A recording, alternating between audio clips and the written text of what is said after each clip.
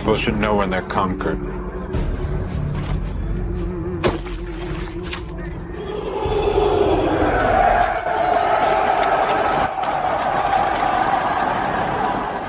Would you, Quintus? Would I?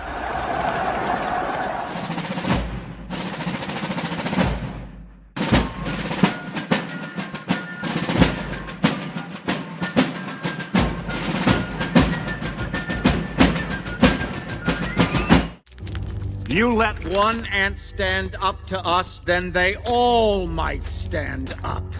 Those puny little ants outnumber us 100 to 1. And if they ever figure that out, there goes our way of life.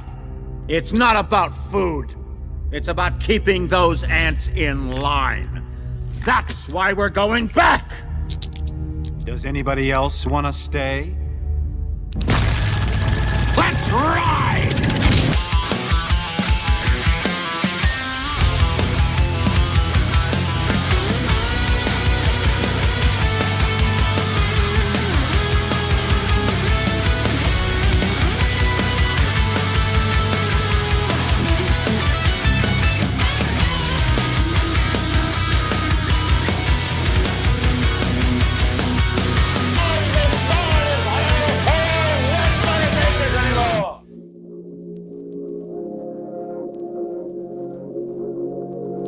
All right, good evening, everybody, and welcome to the show. It is 7:02 on one clock and 6:59 on the other. So thank you so much wherever you are, whoever you are. It is a Tuesday night and it's a hot one. This week's heat streak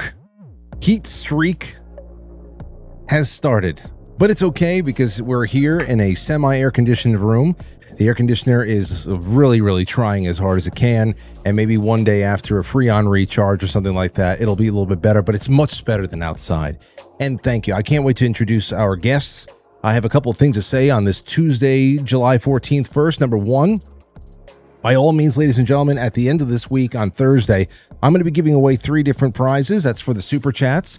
I'll tell you about them as the week goes on a little bit more, but there's copper, there's silver, there is $2 bills, there's botanical chocolate, there is a bag. I'm going to be throwing in this golden ticket for Keto Brainz, so you get a full bag of the greatest nootropic creamer out there that I refuse to live without. It's actually in here, iced with my coffee, the Elevation Blend coffee, and boy do I need it, because my mind is mush. And it is actually keeping me level right now, so I can just get through the next 2 hours and then reset for a new day. And I just wanted to real quick tell everybody again that not only do we have these wonderful raffles at the end of the week and every week, but over on KetoBrainz.com, we have the 250th anniversary of America special that Molly has set up. You're going to be getting, you go and you just buy anything over there, use promo code July, or you use your special 20% off code if you are a monthly sponsor of the show, and you're getting the special edition magnets, this limited edition sticker over there, and you are in the running for a red light therapy full body pod. It's essentially a sleeping bag. You've got the keto hot chocolate. You've got the BPC 157, which I'm using right now to get my shoulders back in shape now that I've changed my damn my pillow obviously was destroying my entire body. But anyway, the BPC is helping me out, and there's so much more. 2,500, just get in on it, because even if you don't have the luck that it takes to win that, you're going to have brain nutrition, and you're going to get that nattokinase, keep your blood pressure in check, and make sure you don't have any clots so you don't end up like Lindsey Graham. Anyway, so we'll talk about that in a little bit, but KetoBrainz.com. I love you, Molly. Thank you so much for being a great partner, and this audience loves you too. Keep it spicy. Get that link. Okay. The other thing I have here for you is our wonderful guests. And before I get to them, I just want to say, if you're on podcast land right now, do me a favor and give this show a great rating, 5 stars across the board, especially on Spotify. We're heading toward 2,000 nearly 5-star ratings on Apple from over the years, but on Spotify, remember, we got removed twice in the last 8 months, so we only have like 40 40 reviews over there. It would be wonderful for people to rate us on Spotify. That might actually make us more discoverable on Spotify again, since we had everything screwed up. Anyhow, what do we have tonight? We've got some great stuff going on across the street from me. I've got cousin Sheri and I've got J Gulinello. How the hell are you guys doing? I'm doing great. I am as well. You are? Yeah. Man. I'm so glad that you mentioned the temperature in this room. It's not quite VIP night. I'm having a hot flash right now. So if your audience would like to see how long it takes for a hot flash to go away, just look at me. I'm a little dewy right now. Okay. Well, you know what? I can get an oscillating fan in here next time. It's me. This is me. It's not just you tonight. Yeah. It used to get icy in here. I think that this thing just needs to be recharged. Yeah. Can it be recharged from the face of it? Like, what is it? We'll find out. Who do I have to call? To repair an air conditioner? I don't think you do that these days. The AC man? Buy a new one. I don't want to buy a new one. It's only 10 years old. Sound like our grandparents. Right. That's 3 lifetimes for an air conditioner. Yeah, actually, when our grandparents were buying refrigerators and air conditioners, you do call the repairman and you keep it for 30 years. It's true. Right. That's what it is. Now everything is a special, non-universal, very customized fucking plastic piece of shit part that takes the whole thing apart, and I don't know, man. Planned obsolescence. Oh, yeah, planned obsolescence. Hey, talk about planned obsolescence. What's going on with new media in general? That's the whole thing there. We were riding high, and I think we're going through the first growing pain, because first, mainstream media was at war with us, and I think that's really, you really think about it, I almost feel like a lot of the purging was in the time when there wasn't a lot of corporate influence in our circles. We were still very, very independent. We were very connected with our audiences. They found us easier and all that stuff. And then all of a sudden, this could just be it may not really actually be what it is, or maybe it's just a confluence of things.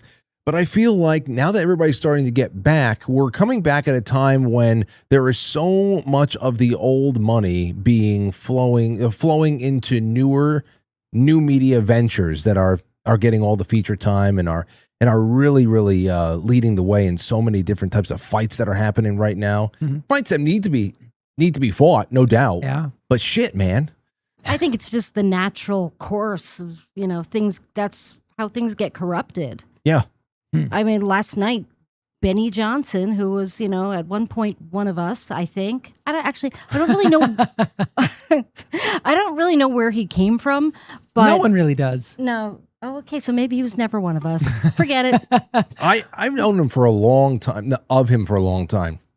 He was pretty authentic in many of his point of views. I found him through my buddy Alex Plitzis. Okay.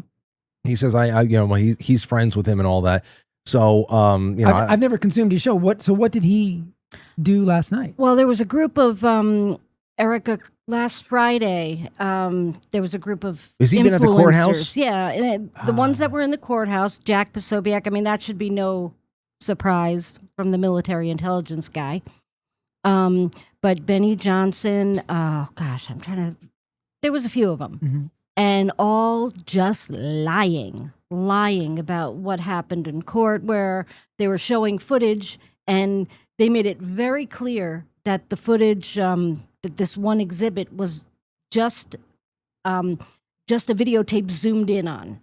So you could, it's what you could do at home with a video. And if you could zoom in, you can't see anything clearer. And every one of those people swore that they saw a crisp, clean, I saw this. Definitely Tyler Robinson, yeah. Definitely pulling a trigger. They all lie. They lie. Well, I saw the video that Benny Johnson posted outside of that, I think, the courthouse with his wife standing in the background. That's, yeah. Is an odd video. Jack Posobiec in particular, though, he tweeted something the other day that said something like, I wish I hadn't seen what I saw, or something like that. And I was like, okay, well, you got me, Jack. What'd you see? and he went on in this video that he attached to the tweet. It's him describing how he saw it is Tyler Robinson getting onto the roof, setting up in a prone position, taking a shot, and actually being able to even just seeing the recoil in his body. Oh, like he said, he saw the recoil in his body as he took the shot, and then grabbing his stuff and getting the hell out of Dodge. And I said, okay, well, wow, let's see that. And then somebody attached the video from that portion in the pretrial of them going over what exactly has been captured on tape. And I think it was either one witness or another said very clearly, the one thing we have absolutely no footage of is a shot being taken. Right. Yeah. So there's your lie. He also said there were timestamps on it, and there weren't, because when you zoom in on something like that, you lose the timestamps. So, thankfully, a very observant podcaster noted that you wouldn't have seen those timestamps, but he made a very dramatic showing of, and we saw it, and, he had a shaky voice, the whole thing. They're good actors, too. He's always struck me as very inauthentic, but Kyle Seraphin did a great breakdown of that, too. And again, it certainly could have been Tyler Robinson, but I'm not quite sure what Jack was getting at by lying to the camera. What did Seraphin say? Where's he at with this? He's a skeptic? He is. I think he's kind of where I am. He said, I've seen no evidence that it's not Tyler Robinson, but I also think there's outside influence. Clearly people had foreknowledge, so there's more to explore here, absolutely. But he definitely called out Posobiec for lying, which, then he played the Posobiec video, and he also played the video that apparently Posobiec was referencing. And it's crazy. To look at that video and then to listen to Posobiec's description, you're like, why would you lie about that? Unless it was a different video. No, it wasn't. It wasn't. And you would lie about it only to maybe gain the confidence of people who are not looking into it at all. That makes sense. And that's it. Yeah. Because anyone that knows better, but I guess I'm just getting tired of the lies, to be honest. Well, that's the whole thing. It's just that, and I'm trying not to get caught up in either proof positive of everything, or it's all totally staged. Right, of course. I'm trying not to get caught up in one of those things, or it's at least until I get a little bit more over here, because the whole point of a trial is being able to prove something beyond a reasonable doubt. Right, and this was a preliminary trial, so it was not an actual trial. So that wasn't the burden of proof at this stage. It will be, right, but it wasn't at this stage. And I'm trying to look all over the place, because of course a lot of people reference 4 admissions of guilt. One of them is the note under the keyboard. The other one is, of course, the Discord chat. The other one is coming from this Lance. That whole thing that's going on there, that was a very creepy aspect of the last week. And then there's the parents, telling the parents it was me. So, but that's all floating out there, but you still have not heard anything from Tyler Robinson himself. No. And to what degree, obviously Oswald was very, very loud about I'm being framed the whole time. He's very loud about it right up until Jack Ruby silenced him for good. And that's the difference. I think it's really important. That's what I want out the difference between the two cases. I got to listen to this. Yeah, just because they were public assassinations doesn't mean there are some similarities, but there are also some extreme differences here. So Sheri, I know that you've really just kept an eye on the whole thing. You track timelines and stuff. What are most people who are really eating this up every day doing to explain the whole idea of him being a patsy or framed? What does Tyler Robinson? What's the working theories of what Tyler Robinson believes he was a part of? I don't know what he believes he was a part of. I don't think it was an assassination, but it could be. But I think he was more like he drove. I think he either drove a car or he was tasked to get rid of clothing. Because the one thing we know is there were pictures of him throwing away clothing in a store close by the school. So there's no photographic evidence anyway that he was actually on the campus, because the pictures they've shown could be anybody. I've got one of those pictures in the thumbnail tonight, and when I look at that, I go, well, there's the other thing we got to talk about tonight is the DeFLOCK cameras and all that shit. Oh yeah, and I'm thinking about the DeFLOCK cameras. I'm looking at this, and I'm saying to myself, damn, they could have used a few on that on that campus because everything is like 1990. It almost looks like the security camera footage at the Pentagon on 9/11.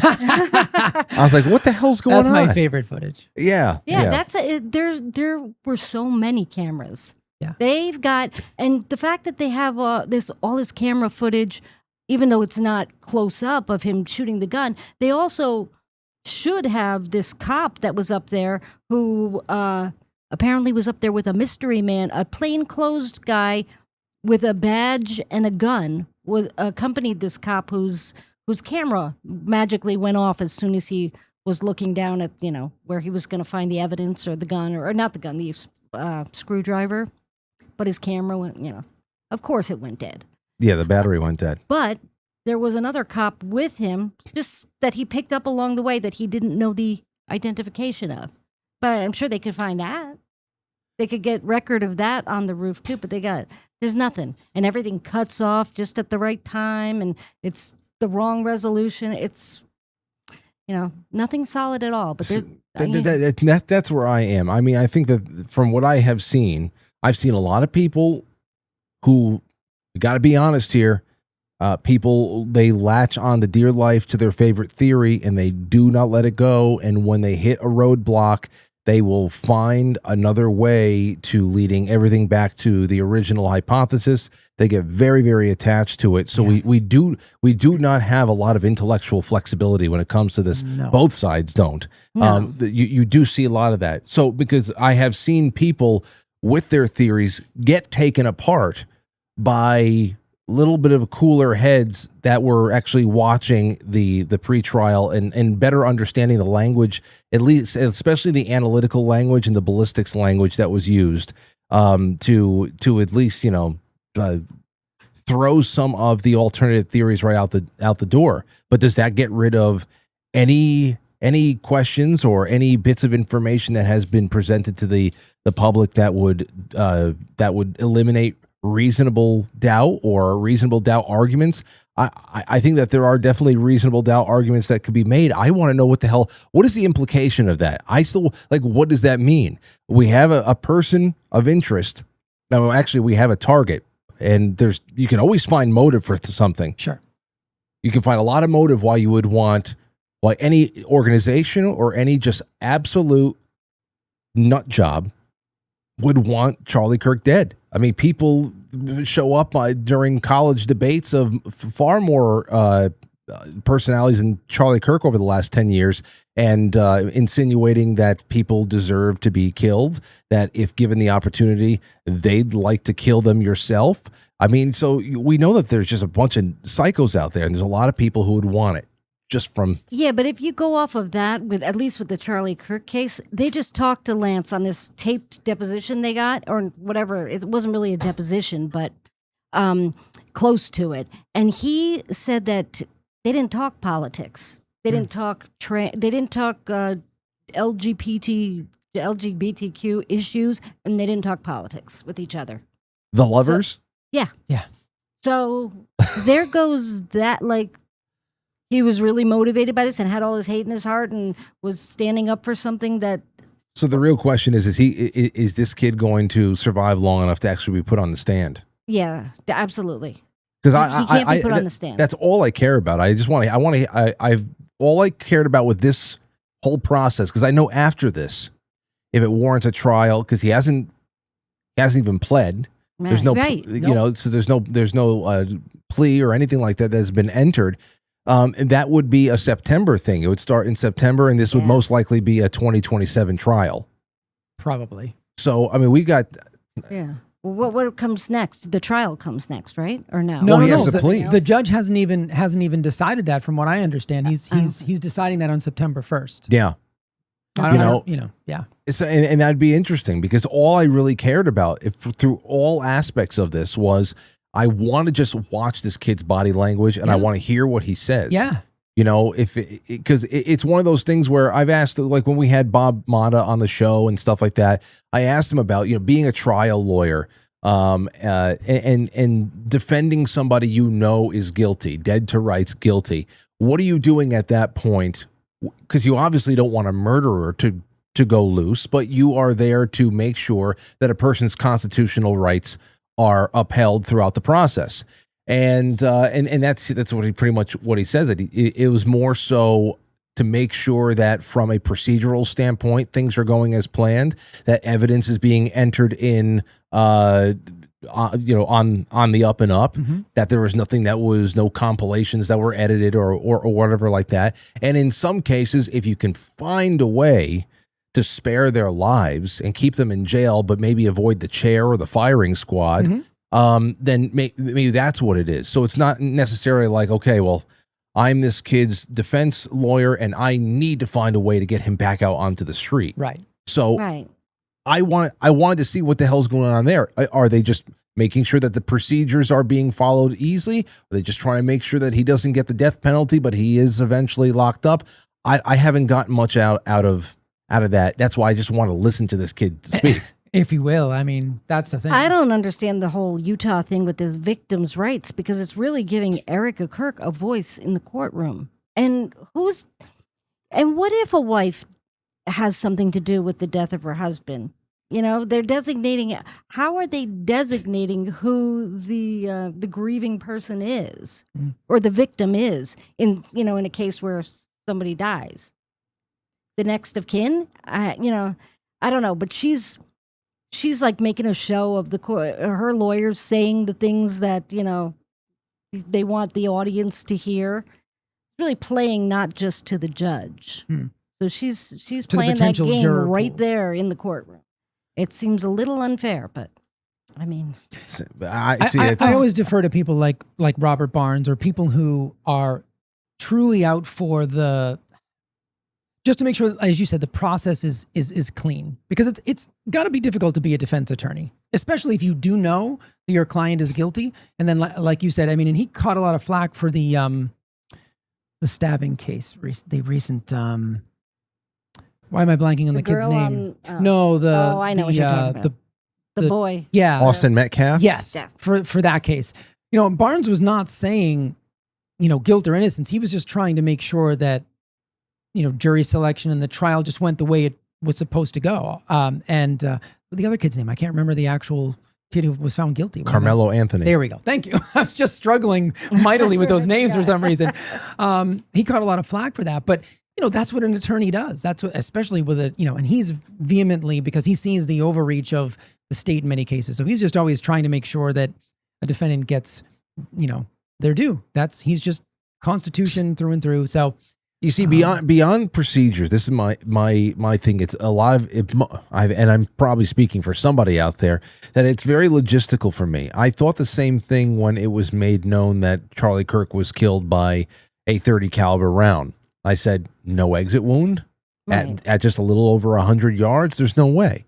And then, of course, there are people who say, well, there is a way. It is possible. It's just not very likely. And these rounds will pass through a full-grown buck, let alone the side of a person's neck. And but that's where I usually end up, just for something like this, chilling out and waiting, because it's very easy to just say, this kid was framed. It's another thing altogether when you actually follow that statement to its logical conclusion and are able to verbalize the logistics of the frame job. Because obviously, listening to Jack Posobiec, like here he is saying, like, listen to what he said. Hold on, this is what we get fed. Of course, people now who are going around saying that, Jack, you didn't see what you saw in the courtroom. You didn't see that video. You didn't see what was on there. Blah, blah, blah. You didn't see this. I'm like, no one is going to tell me that I didn't see what I saw. So let's just leave it right there. That's number one. No one is going to tell me that I didn't see what I saw. Okay. And I have enough training, experience, and background with firearms to know that when you see a man who is in a prone firing position, take that position, aim, then flinch, then get up, entire body flinches, then get up and run away, I know that means a shot was just fired. I think a 5-year-old would know what that means. Now, So he's talking about the flinch. He's talking about a full body recoil from firing a powerful hunting rifle, and a hunting rifle with powerful round. And then of course somebody commented with this. Is there any footage of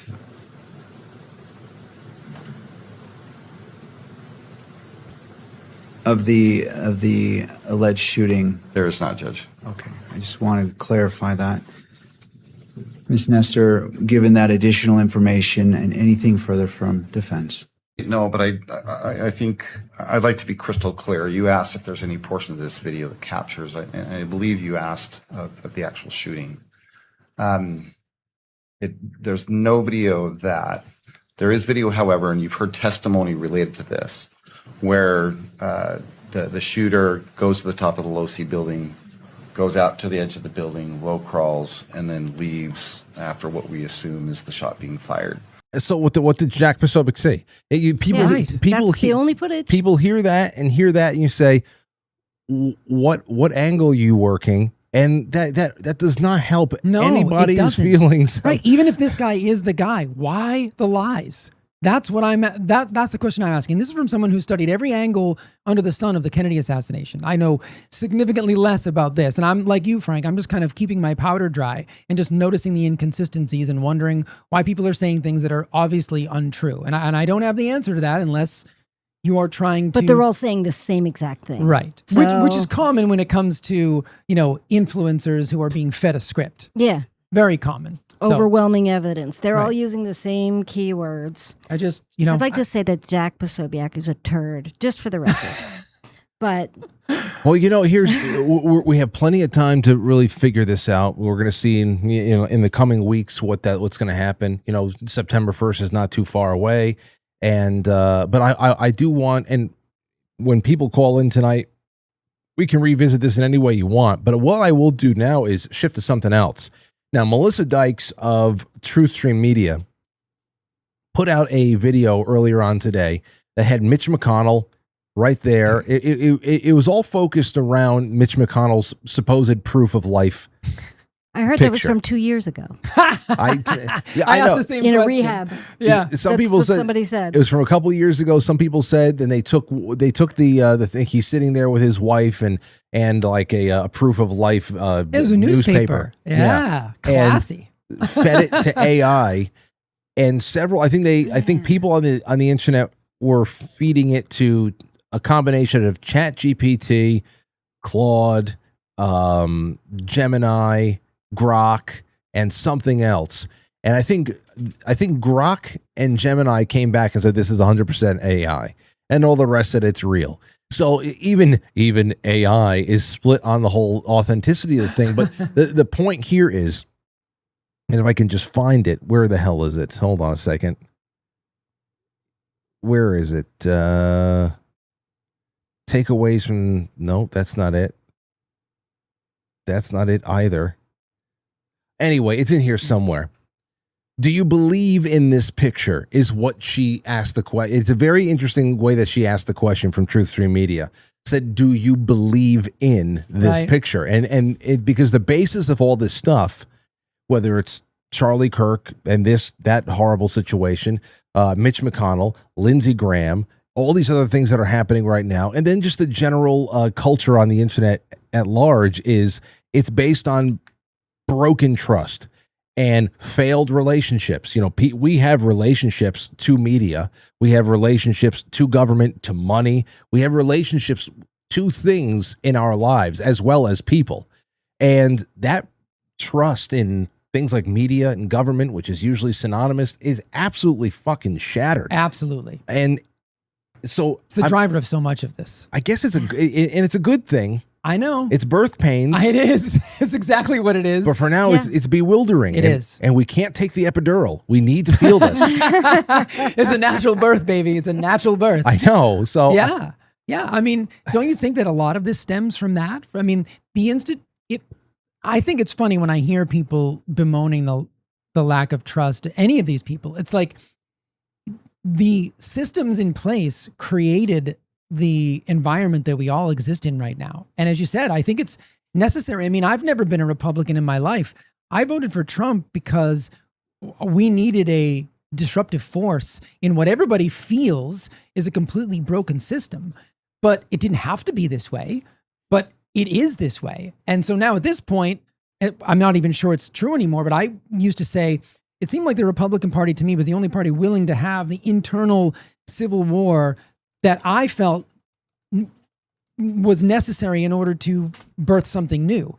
The Democrat Party is completely bought and paid for. They're a hive mind. No one ever steps out of line. There's no real, I mean, there might be some internal fighting now because I think, they're like, the moderates have been feeding the alligator and they're all of a sudden starting to realize that it's about to eat them last. Some of the more moderates are like, not me. I've supported everything you've done. It's yes, please. We told you this was coming. But the Republican Party, even from back in the days when Matt Gaetz was in Congress and he was ousting Speaker McCarthy, I remember all the old guard Republicans like Newt Gingrich came out there and called Matt Gaetz a traitor, which I thought was disgusting. And actually, he did that on the Charlie Kirk show and Charlie didn't push back, which was another reason I didn't like Charlie Kirk.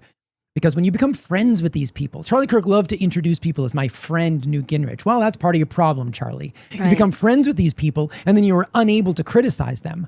But he called Matt Gaetz a traitor, and I'm sitting here saying, no, this is necessary. It's the only reason people like me are here voting for Republicans, because they are the only ones seemingly willing to have this necessary schism and see it through to the end. And the more I study things, Frank, you and I have been talking a lot about this, the more I study the Founding Fathers, the more I saw people who were friends, but were willing to go at each other's throat because they didn't want to sacrifice their moral compass.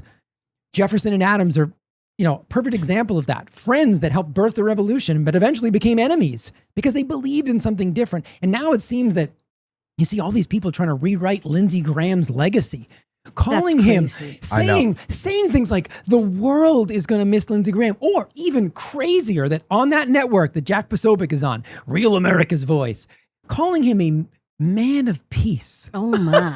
I mean, can you imagine something so absurd and insulting to the intelligence of the American people? No, this is what I said last night. You don't have to dance on a person's grave, but you don't have to make up reasons to praise them. No, you can tell the truth about their life even upon their death. Yeah. Unbelievable. Are they going to have him do that whole lie in state thing? Who knows? It seems like it, because it seems like they need a distraction. If that's what they need right now. Yeah. This is here. It's speaking on that. President Trump was asked today what he thought about the FBI's involvement and just hear this, trying to figure out what the hell's going on with Lindsey Graham. Let's hear what he says. Are you aware of why the FBI is looking into Senator Graham's death? Have you gotten any updates on why they were at his home? Well, I don't know why, because I think, he had a problem. His father had a very similar problem, as you know. It's very unique.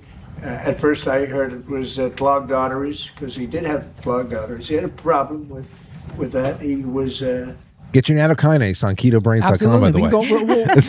We can go through that. I can help you out with that. He didn't look healthy. Better care of himself. I say, you can solve that problem, but what happened is actually something that's very hard to detect. It was not related to any blockage. It was a totally different thing. And supposedly, and I've watched all the medical reports, I've had the doctors from the White House come in and explain what happened. And this is something that is almost undetectable. And if it happens, there's not much you can do about it. So I don't see a lot of evil there. I know there's all sorts of conspiracy theories going along, and I don't think the FBI, I think the FBI is wasting their time if they... Okay, so he thinks the FBI is wasting their time with that. Maybe. But I don't know. What is... Well, they're not doing anything else right now. Something... Well, we'll see. Thursday should be interesting with whatever announcements they trot out there from what the FBI has been doing in Georgia with the 2020 election, that has at least got the media is hyperventilating about it. If the media is pre-denying things and pre-dismissing things, then I'm hoping that's a good sign. Are we talking about Ruby again? Ruby, isn't that the name? No. Oh no, Ruby Freeman. Yeah, remember her? Yeah, no, I don't think so. This is something a little bit more along the lines of infrastructure and stuff, and whether there's foreign entanglements and who the hell knows. We're going to see. Apparently, it's going to be an address between the president, DNI, FBI and CIA on Thursday. We'll see at 9 p.m. Been waiting for this for 6 years. Yeah, but election. Other than that, with Lindsey Graham, I don't know. I've seen a lot of people saying, "Hey, the timing is interesting." I mean, because there was video of him that day, right? The day before he was in Ukraine making a. Yeah. I saw know. Bombard's body language was actually even doing a little bit of a breakdown of Lindsey Graham's day before death, speech that he was making in Kiev in the streets somewhere. Felt safe enough to just be in open air, soapboxing over there in Kiev. And so for anybody to say it's the Russians, I'm like, come on now. Yeah, I mean, but at the same time, she was saying that, I guess hindsight is 20/20, going back and saying that he looks like he's preserving his energy. He might not feel too well and all that other stuff. And then of course we're given the busted aorta. So right. I mean, that story is perfectly plausible given what we know about, again, I don't know anything about him personally, but when I listen to people like Barnes or Barris talk about him, known to be a drinker, known to be, a lot of things. So absolutely what happened to him is explainable. His father did die of something similar. So it's absolutely possible. But also, there are other things possible. And Larry Johnson, the former intelligence analyst, has some questions about the timeline. And what? Just in terms of like when he actually came back, and was it on an earlier flight? And there was just some discrepancies. And he was just saying, what else was he involved in when he was there? And of course, Robert Barnes was no fan of Lindsey Graham and made it very clear, wondered what kind of activity he may have been engaged in. And maybe they were trying to save a little face for Lindsey Graham because they didn't want him to go down in sort of a blaze of embarrassment, whether it was some kind of, escapade gone wrong. Again, it's of the trafficking variety. Of the sexual variety. I mean, look, it's perfectly plausible what they're saying, but also, I mean, again, we live in a very low trust society right now, built by the institutions that we are meant to trust. So people asking questions, which is what we always should be doing, it's perfectly reasonable. I'm just want to make sure that we're not whitewashing his career, because you and I sat here, Frank, do you remember a couple of months ago when Lindsey Graham was frothing at the mouth, saying things like, I think we're doing a great job in the Republican Party. We're killing all the rat people. Listen, I mean, this guy was exactly what we don't want in Congress. So to pretend that he's some kind of a hero or that he's going to be missed by the world is I just can't let that go. Well, I remember back in 2011, I remember when I was really like, to hell with this guy. And then you just got to, if you wake up one day and all of a sudden he puts his weight behind some kind of an initiative that is an objectively positive thing, don't let it get to your head. You're going to be disappointed along the way, especially when it comes to votes and being able to stand by any kind of a policy that's going to promote peace in the world, actual peace. And I remember in 2011, still obviously right in the heat of Afghanistan and everything else, it was around that time that we had a lot of people who were still it's been a long time since any pastor in this country has gone out and burned a Quran. But you remember when that was happening? Yeah. The Quran burnings that were happening. I remember there was this one guy that was protesting Islam or something like that, and he wanted to do something provocative like burn a Quran or something. And Lindsey Graham came out, and I remember the way that he addressed this story in particular was he said something like, free speech is a great idea and everything, but we're in a war. Okay. I mean, once you get to the but, it doesn't matter what the hell comes after it. But, free speech is a great idea and everything, but we're in a war, because you have to prioritize that over all other things. Right. And I understand it was provocative and you want to be able to keep the peace here at home. But I mean, this was the mindset. And like I said, Republicans have a lot more in common with Democrats than they do with, us. Oh, yes. Yeah. So you just got to remember that for all time. Yeah. I think people forget some of the things he has said and some of the things, and he is either indirectly or directly responsible for an incalculable amount of death across the globe. So again, you don't have to dance on somebody's grave. I've never wished for any human being to die. However, I don't have to lie about his life once he's gone. I can do exactly what I did with Dick Cheney. Oh, he's dead? Okay, moving on. Like that, he should be a cautionary tale of what we don't ever want in positions of leadership. That job pre-selects for people who can be bought and paid for. And we have a real problem in this country because we can't even get news organizations or other politicians to even tell us the truth about these people. I mean, I heard Senator Ron Johnson, who I like, say the world's going to miss Lindsey Graham. I was like, I mean, you don't have to say anything, but you definitely don't have to specify say that. Americans. That's true. Yeah. The only people that are going to be missing Lindsey Graham are the military-industrial complex, Israel, and maybe some of his, Definitely Kyiv. Maybe some of his, unopened Grinder DMs. I know. That's about it. That's about it. Everything went dry. Lindsey Graham. Half of Grindr died that day. I mean, stop it. I here and we're back with Mitch McConnell again here too. Again, the trust that has been broken. I found that this is just so hilarious. This is sent to me by my good buddy Hector. And actually no. Who sent this to me? I want to make sure I get this right. No, it was Javi. My buddy Javi sent this to me, and it was a little bit on, let's see, it's on Lucid Pantry. So it's all about just kind of esoteric conspiracy theory type of stuff, which I love. And it was talking more about Mitch McConnell and whether or not he's alive or dead and what kind of trickery is getting the being played Ruth right Bader now. Ginsburg treatment, right? Well, they included in this an old post, I don't know how old it is, from a subreddit, Bewitch the Republicans. I guess it's just maybe where a coven of internet witches get together and they try to cast spells on Republicans or whatever. And I thought that this is just a hilarious, hilarious post about Mitch McConnell. They said the following: do not face Mitch McConnell alone when astral projecting.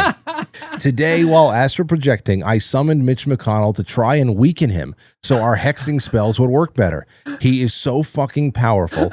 I'm not at a power level to do this alone. I barely escaped my life, and I think spiritually injured to a great amount, but I think I'll make it. I can't imagine what he would do to a new unsuspecting witch. I'm scared that I will have to face him again soon if I ever want to continue astral projecting. The fact that Lindsey Graham is just like guarding the astral realm.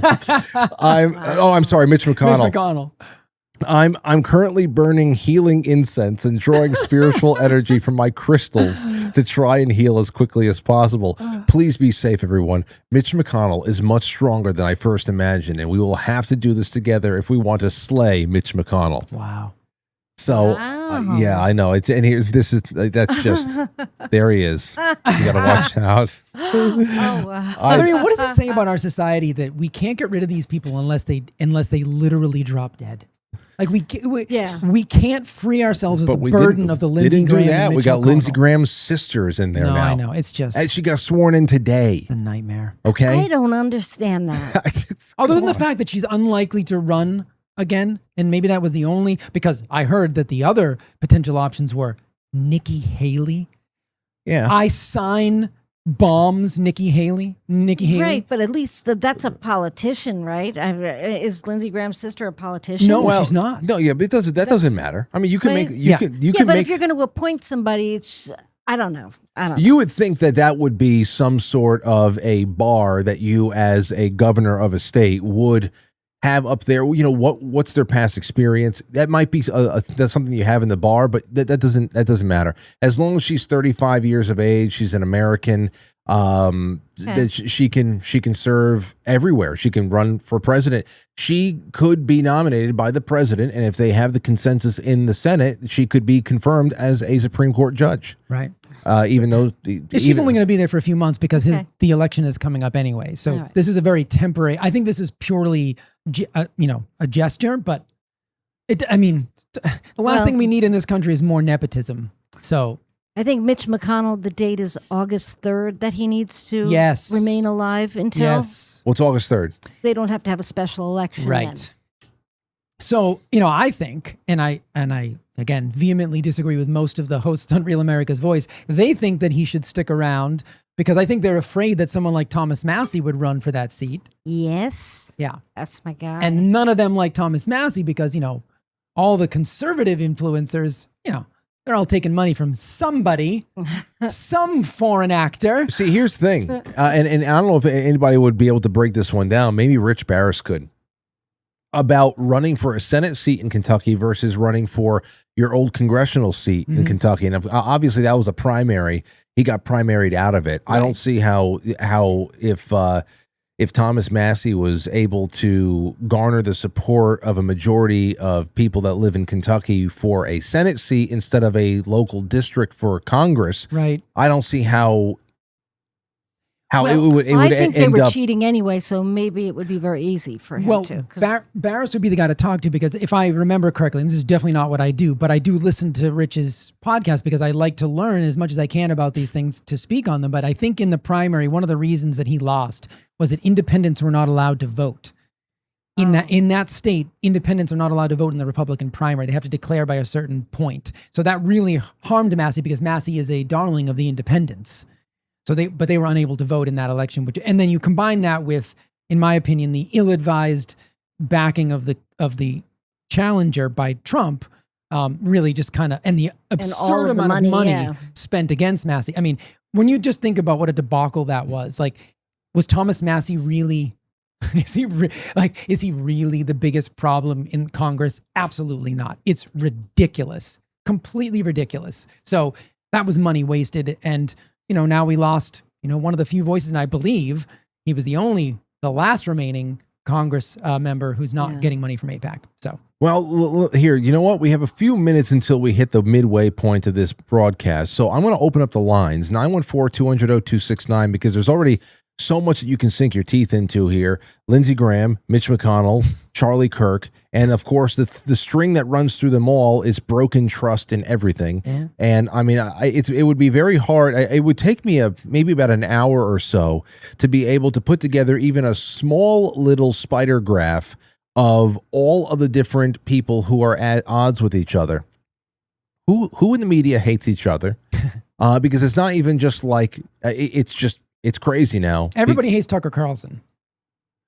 That's pretty much like there's mainstream media, even your supposed conservative media, they all hate Tucker Carlson, which is interesting. There's a lot. There's the InfoWars camp. Even that has fractured with with what's his name leaving and who left? Owen Shane? Owen. Yeah. Owen Schroyer. Yeah. What the fuck did he do to his hair? I saw that. He went blonde. Yeah, I think he's just... That could have been... It was just a publicity thing. It could maybe... Got a lot of people talking. Yeah, it was. I noticed that the other day. I said, wait, what the hell is that? Backstreet Boy. So there was that. And then, of course, the Charlie Kirk thing.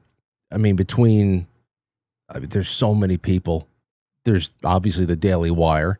There's obviously... The Daily Wire. Tim Pool. There's Tim Pool. There's then there's the Candace Camp. Then there's Nick Fuentes. There's Owen Benjamin. Didn't he say the other day? Nick Fuentes said that if there was a war between the United States and China, that he would join China. I mean, that guy seems to be now. He's just pure clickbait now at this point. He's totally useless.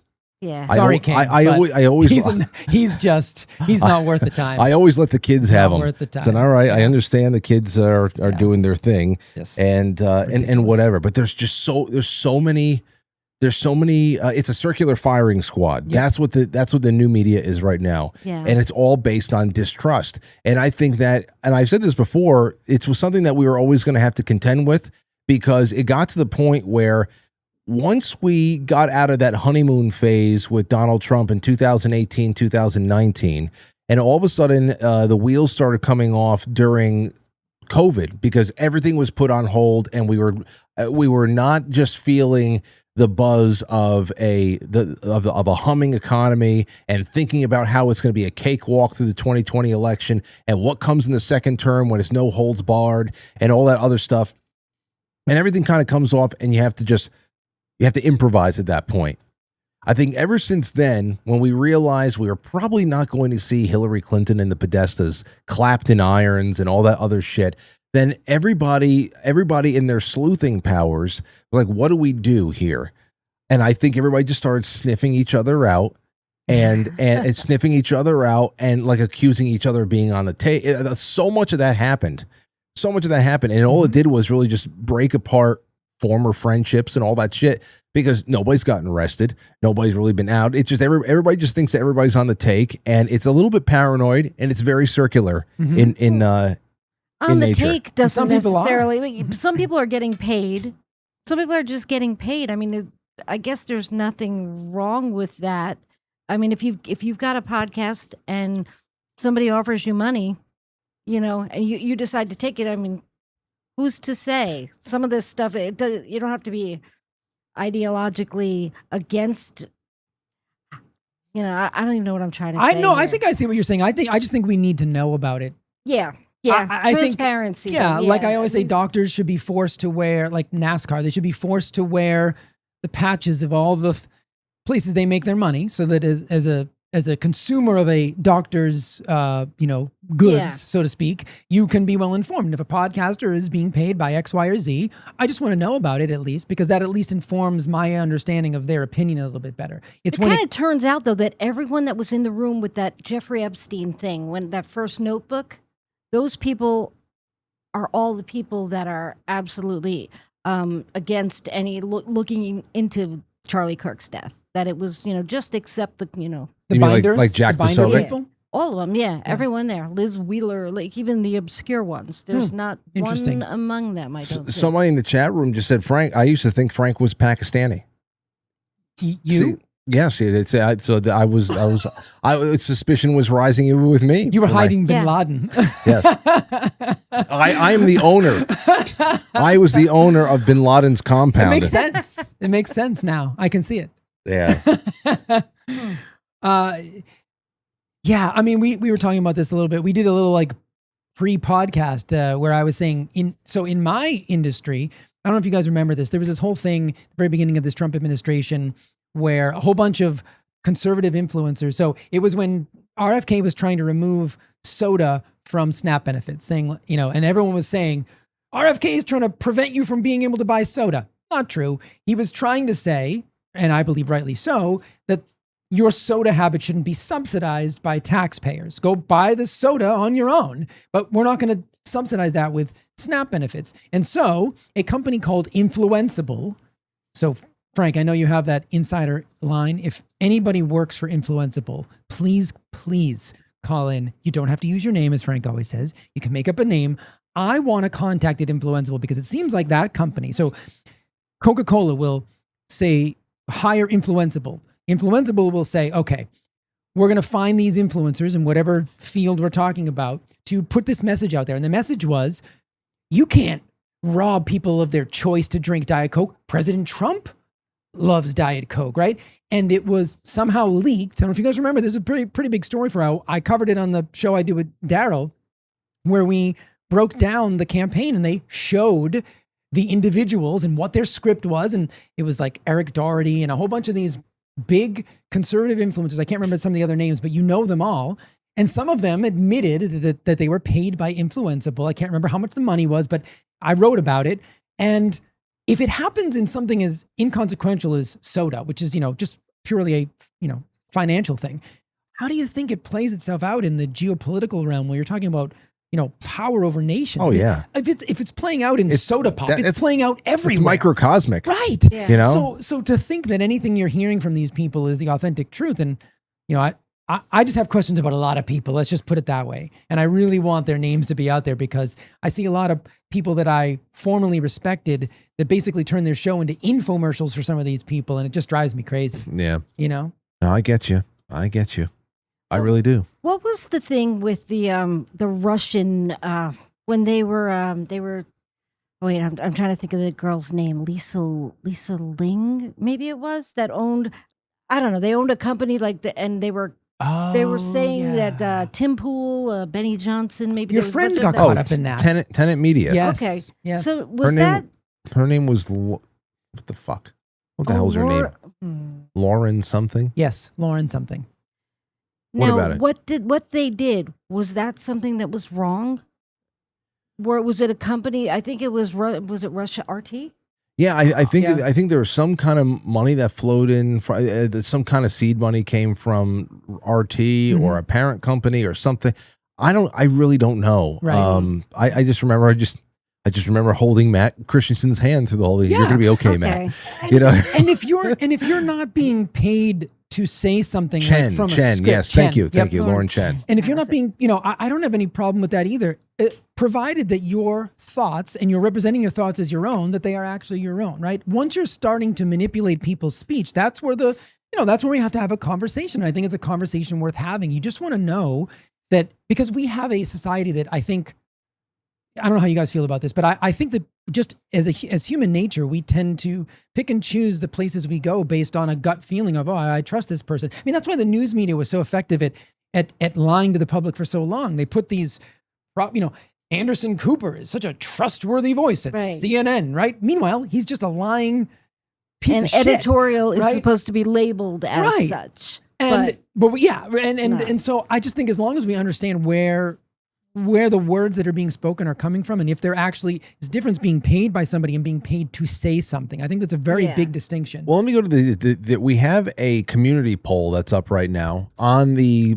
community. I shared this around. It's on the post, the community page on Quite Frankly YouTube channel. I've been doing these every day because they've been really great. We've been getting some good interaction, and it's nice for the show as well. It says, when most major stories become deeply divided online, who do you rely on the most?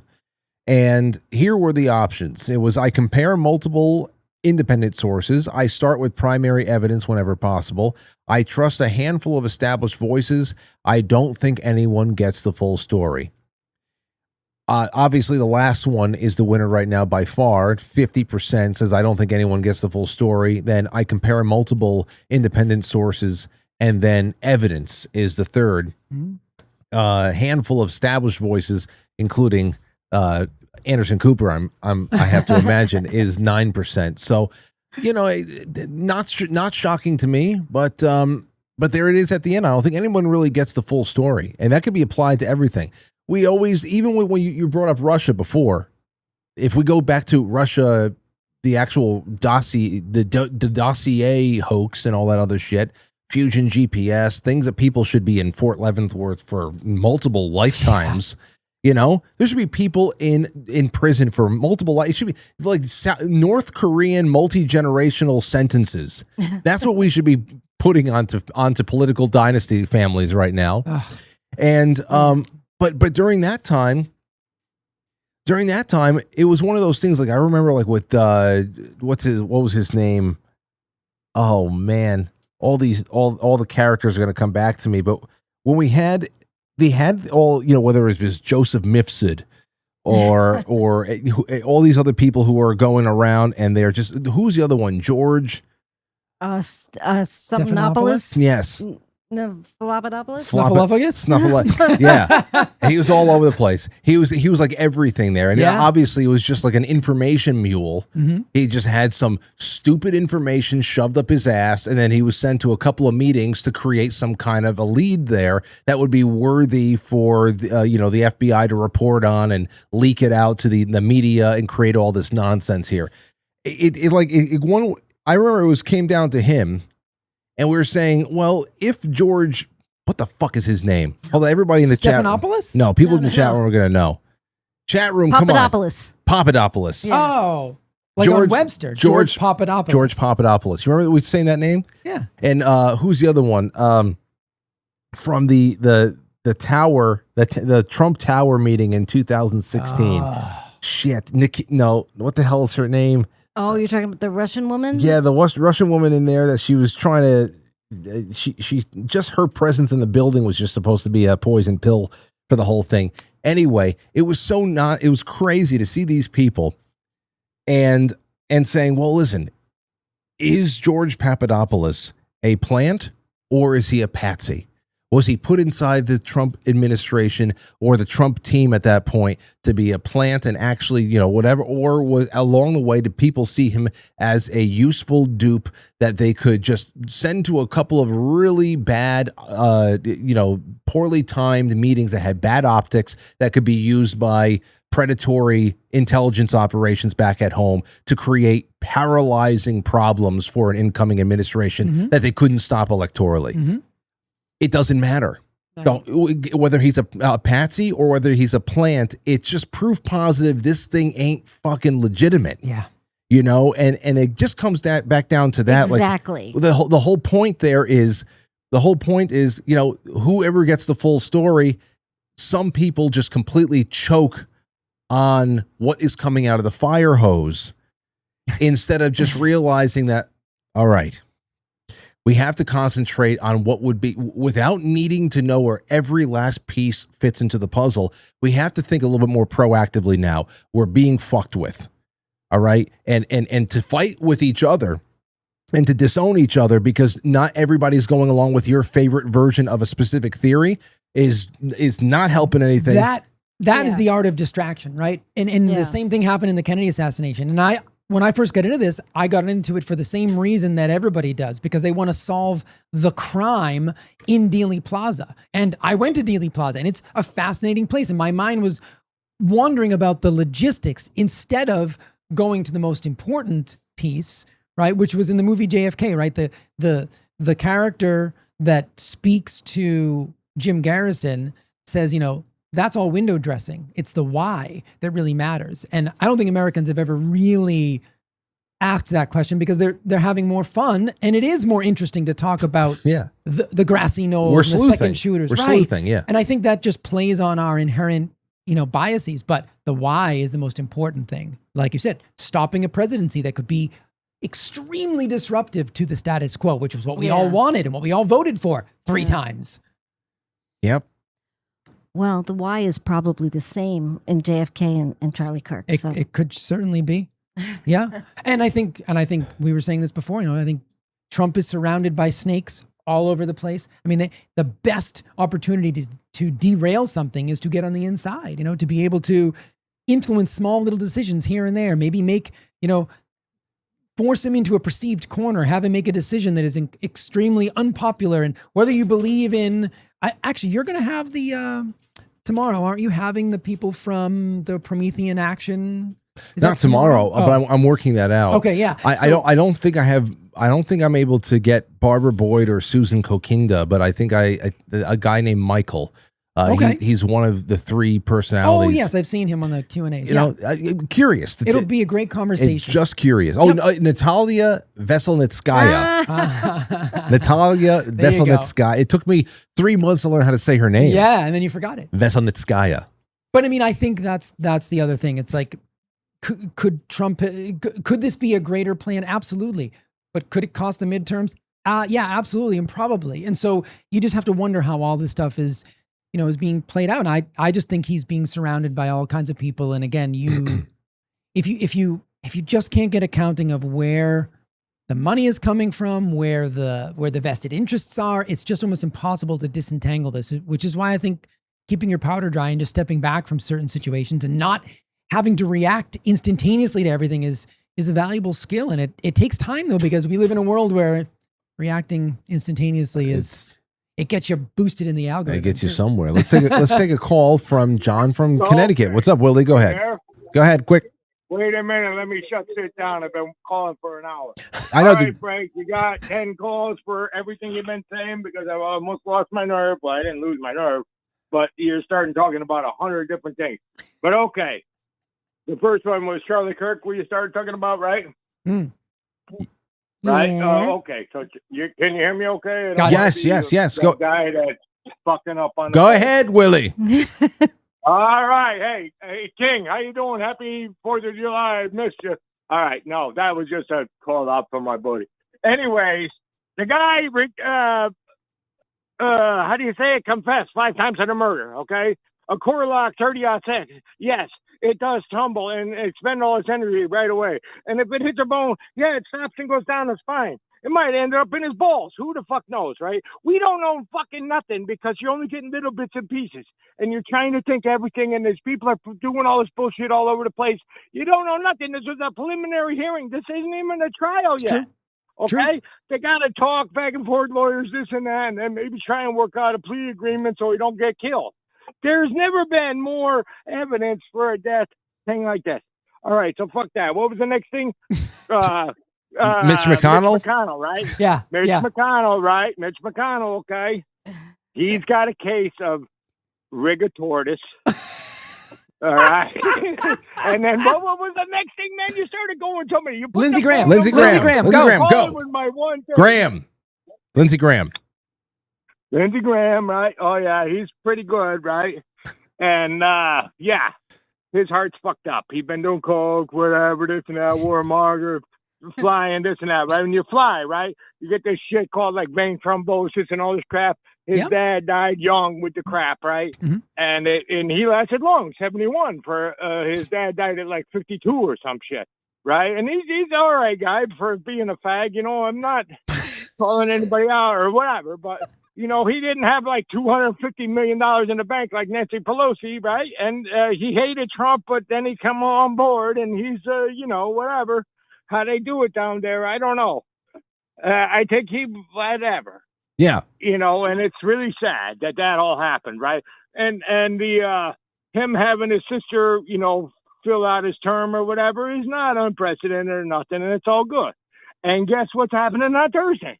Nobody knows, right? But it's going to be big, big, big. And I think that Trump got it wrong. It's going to be huge.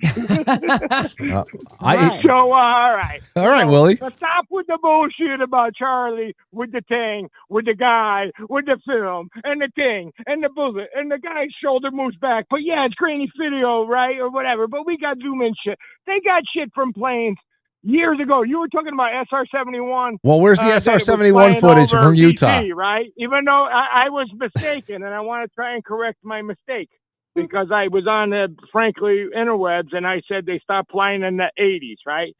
Or late 80s or something, right? It was like 90-something was their last flight, but they pretty much shut them all down, right? So I was wrong there. But it's still, they stopped flying them in the 90s, not even last century. Remember back last century? I do. That's where I was born. Okay, yeah, Willie. Yeah. Okay. Well, take a breath. All right. So what else? I need some rapid fire questions from you. No, that's it. I think No, that was good the. enough? I think Willie. I think Stop with the He's got bullshit it. of other people saying shit and just piss on the people that are fucking with the true information and saying, oh, well, maybe he didn't really drive a Charger. Well, oh, maybe he, scratched his balls Willie. instead of getting his picture taken. Why are you Crazy. against a decentralized investigation? it's just. Well, I mean, I can't come down on people for No. It's for all right. speculating I'm not about. trying to fight nobody. I'm just trying to you can't Okay. say nothing All right. until All right. you hear everything because the facts ain't out there Right. yet. This is stupid the way that Hey. I'll stop talking. But Willie got into some of Lindsey Graham's cocaine. Yeah, tonight. he created a great synopsis of the first hour and about you should That just was clip good. that and use that as an ad for the show. Yeah. What was tonight's I'm episode not on about? cocaine, but cocaine was on me one time, but that was like years and years and years ago. You're right, Willie. Ugh. We need the trial will give You us can't all the trust information that me. we need. It will, but they were presenting all of their evidence. Right. Now, What's gonna if be No, admissible? they're not you said he presenting all their evidence. You got that wrong. Full stop. okay. They're just all they're trying to prove at this time is a preliminary hearing for probable cause. Correct. And then the lawyer's got to fight it back and forth till September. Correct. And they got so much shit, right? And you're saying, well, they don't have this, they don't have that, they don't have this. They got the fucking Grand Slam coming, but they're just trying to do it, and they got to do it the right way around because somebody will say, oh, you What's tripped coming? the fucking lawyer, and now he gets free because you did something wrong. I've been in court, all right? This is the story I wanted to say. All right. Okay, I've been accused of murder. This was the big story that I'm giving you tonight. You Frank. got accused of murder? Okay, I got What? accused of fucking murder. Oh, yeah. I believe it. You know what I did? Well, we Yeah, learned I'll tell something. you how I did it, right? I'm out there driving my fucking hot rod, right? This is a million years ago, right? And it all came out different. But this is what happened, right? I come in, right? And I had a shared driveway, and they're like the city lots, right? Two garage bay, but only one road to the garage, right? If you have the car, you could use the driveway, but you got to put it in the garage, right? So I got my hot rod out, a 69 fucking Roadrunner, and I'm out ripping around town doing shit, this and that. Never really drank on the car, but, made noise and did shit, right? And I tried to come home, and the guy's parked in the driveway. So I bang on the door, downstairs neighbor and my neighbor. I live in my grandfather's house, blah, blah, blah, whatever, right? And I yelled at the motherfucker. He got moved his car, put it in the garage, and I was able to put my hot rod in the garage, right? And then whatever. I took my other truck, did other shit, came back a week later. The guy died. 5 days later after I yelled at him. So I killed him. Right? So imagine that, right? Died of what? Yeah, that's pretty scary. The lady's telling you that you killed her husband because you yelled at him because he parked in your spot, right? And I had to leave town and all kinds of shit. Well, I didn't have to do anything, but I did just instead of, causing a mess. Wow. It didn't cost nothing for the lawyer. So this is the same kind of shit, but opposite. This other guy, he confessed. There's 5 confessions on a record. If you watch the shit and see the shit, he confessed 5 fucking times. I don't give a fuck about the bullet, the magic bullet. For the record, his shoulder didn't go back. For the record, I do.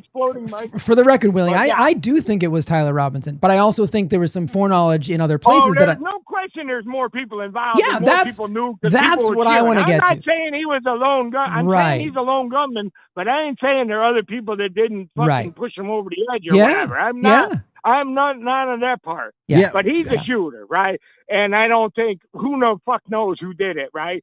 But there was shit online. I seen some shit. I've been disabled, right? So I've been able to watch this shit 24/7, more than most people can watch, right? And then you get the Candace Owens piece that says it's Israeli or Egyptian, space lasers or some shit, and she ain't right. What? I don't even give a fuck. Right? Well, but you gotta follow the facts. and we don't have all I'm the with you facts, there. right? Okay, I didn't stop. Willie. Everybody says the 30-6 will Okay. blow through a steel All right. plate. I Yes, get. it will. Okay, Willie, I get it. Okay, I'm and to be honest, we have a But lot. the thing is, there's you a- gotta do. Wait, hold on. For a well, second, you can call hold it on. in the, Wait, Willie, real will you estate just business, tap whatever into the night. Saturday It's night, Willie? sales and everything. Willie, tap into Sorry, I'm Saturday. talking over Yes, tap into Saturday night, Willie, just for a second, so that we can take some breaths in between. Thank you. Tap into I'm fired Okay. up over this. because Woosah, people are going baby. Too stupid on wrong ends. All right, I Yeah, apologize. yeah, okay, all right. But, Just so we can I get just some. get so fired up when people jump into other conclusions and sticking to it and keeping it going in the I internet. get you. You got to just stop and say, no, we don't know yet. We don't know the facts. And then we'll argue the facts afterwards. We don't have to play around. Willie, you sound like you're about to maybe pop. Maybe he didn't do the text, or maybe he didn't do this, or maybe he didn't wear this. He sounds like he's about to pop. Yeah. I don't want the same thing to happen to him that happened to Lindsay. Yeah. I'm sorry. I'm pretty riled up over this. Yeah, I want you to be in. I don't want to wait. You notice I'm kind of calm tonight. Yeah, well, no. Yes. All right, Willie. Listen. Go take a take a Klonopin and just chill. Okay. I'm Jonathan Fat right now. I used to be Jonathan. I'm fat again. Oh well, call. I come and go. Hey, listen. Send our best to your wife. I hope that she's doing well. Oh yeah, that was another thing I'll tell you about, but that wasn't even a thing. You get the free since you're how do you put it? You apply for low income. They'll fix your insulation and shit, and then these guys come up and the workers are okay, right? But the company and whatever, they just fuck you and they do shit and then they change shit. Okay, Willie. Whatever. We did all kinds of shit for shit, but that's another story for another time. Yes. But yeah. Okay, Willie. Gotta wait and don't speculate on shit you don't know. You got it, man. Because I Have a didn't wonderful. talk about Okay. 30-6 till we knew it was a Yes. core lot that mushrooms and goes Right. in and Okay. happen. Well, Because I have tracer rounds, incendiary rounds, and Great. armor piercing rounds at 30-6. There's lots of 30-6 bullets. No, it feels All right, I love good. you, man. Thank you so much, Willie. Have a great one. I wish I was sitting on a landmine right now. I think you might have been.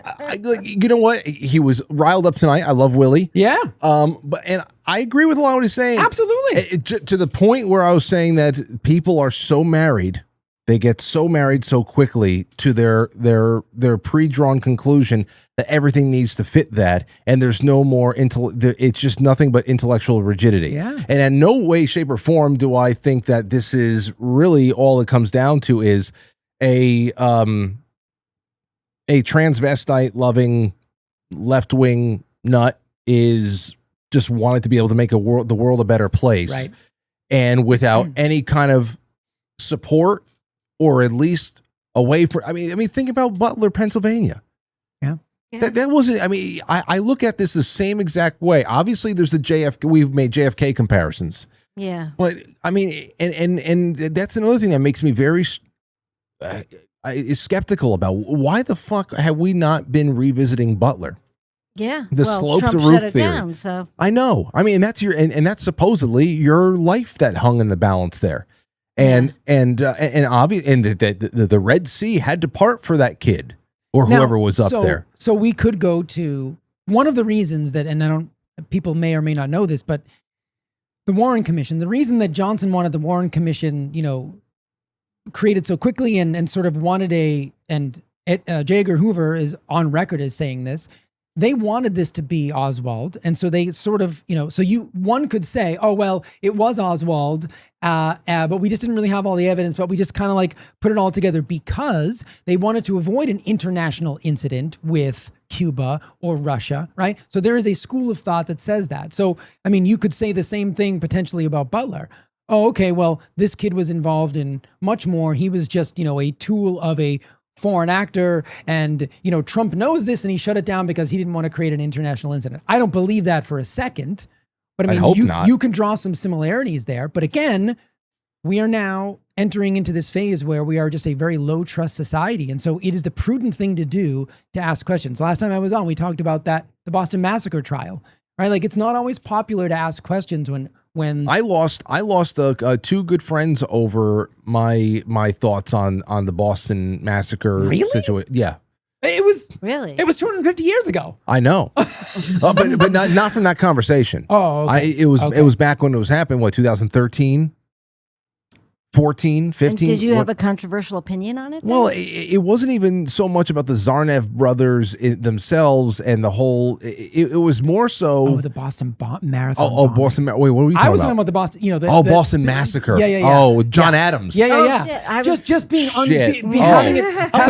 having it be unpopular. I thought you were being cute 250 years ago. Just last week. No. I was actually saying 250 years ago. Oh, okay. It being unpopular to defend a position when the mob is out to prove a point. Yeah, it was unpopular for me to have some alternate theories about the Boston Marathon bombing. Yeah. And okay. No, I remember that too. The Zarnev brothers back. And I'm like, I don't remember which part did they play in the Boston Massacre. Oh, they were the first ones to shoot at the British. They were throwing snowballs. Yeah, they brought the pressure cookers. 18th century pressure cookers. Oh, God. Holy shit. Yeah. Okay, well, more keto brains, please. Yes. No, it's okay. It's okay. Anyway, I mean, okay, so the lines are still open. Guys, let me just remind you again, we have a great audience out there, and just you can do something real quick right now to help the show. Like, comment if you're watching this after the fact. Leave tons of things in the comment section. And share it with anybody you think that is going to enjoy this. Seriously, we're here every night, weeknights, sometimes 6 nights a week, doing a lot of fun stuff, and we have been in one form or another for 20 years. So I ain't going anywhere as long as I got breath in my lungs. God keep it there for a long, long time. So I'd love to have you back. If this is your first time watching, stick with us. Make sure that you subscribe and put the notifications on. And on Thursday night, I'm giving away 3 raffle prizes for Super Chats. All throughout the week, if you send a Super Chat on YouTube, on Rumble, on Pill.net, or on QuiteFranklySuperChat.com, which is the best way to send Super Chats, all of your names get put into a raffle, and we draw them, and then I send you out your wonderful prizes. We've been doing that for a long time, and we have a lot of great stuff here. Precious metals, collectibles, nootropics, all that stuff. So support the show. We're not the biggest one out there, but we have a fantastic audience and a rich history, and we need all the help we can get. So thank you so much. All right, let me see here. So the lines are still open. I got this DeFLOCK stuff I want to tell you guys about, or go over with you, because there's a lot of stuff happening with these DeFLOCK cameras that are being picked apart all over the place. Here is from 23 hours ago. Would you turn someone in if you saw them take down a DeFLOCK camera? Now, DeFLOCK cameras, they are public cameras that are being adopted by municipalities, cities, towns, villages, whatever, and they're essentially just public surveillance. Mm-hmm. And they're not supposed to be accessible from the public, although some people have been able to get into them by mistake. And it's just making people feel a little bit, not hey, a fan. Get this shit out of here. Yep. Here's something that I just threw out there. 15 seconds. Here's a question. That's exactly right. Didn't see anything, sir. Didn't see anything, officer. No idea what happened. So sorry what happened to your flock camera. I guess it just fell over. I don't really know. That's exactly what I would say. How about you guys? Would you turn somebody in if you saw them taking down a flock camera? I sure as heck wouldn't. Now, this is something that has had a lot of bipartisan support, that everybody's just like, get these damn things out of here. Chris Ann Hall responded to this, said the same people who are okay with flock cameras signed up for the TSA and global pre-check at the airport. Most people have no idea what they sold off for convenience with TSA, pre-check, global pre-check, and every other program of convenience like it. I have studied the contracts. I have studied the handbooks. Anyone who signed up for those programs already gave Flock permission to the feds to collect and use all of that data. They don't need any other consent. Check the comments on my video on this. And we were talking about it before. Supporters say it catches criminals, it finds stolen cars, it saves lives. Like everything else. Yeah. Critics say lost dogs too, I bet. Yeah. Well, that's what it always starts off as. Yep. Yeah. Critics, of course, will say it's tracking innocent people. It creates searchable travel histories, and that's the big thing there too. Now, there is an organization called DeFLOCK.org.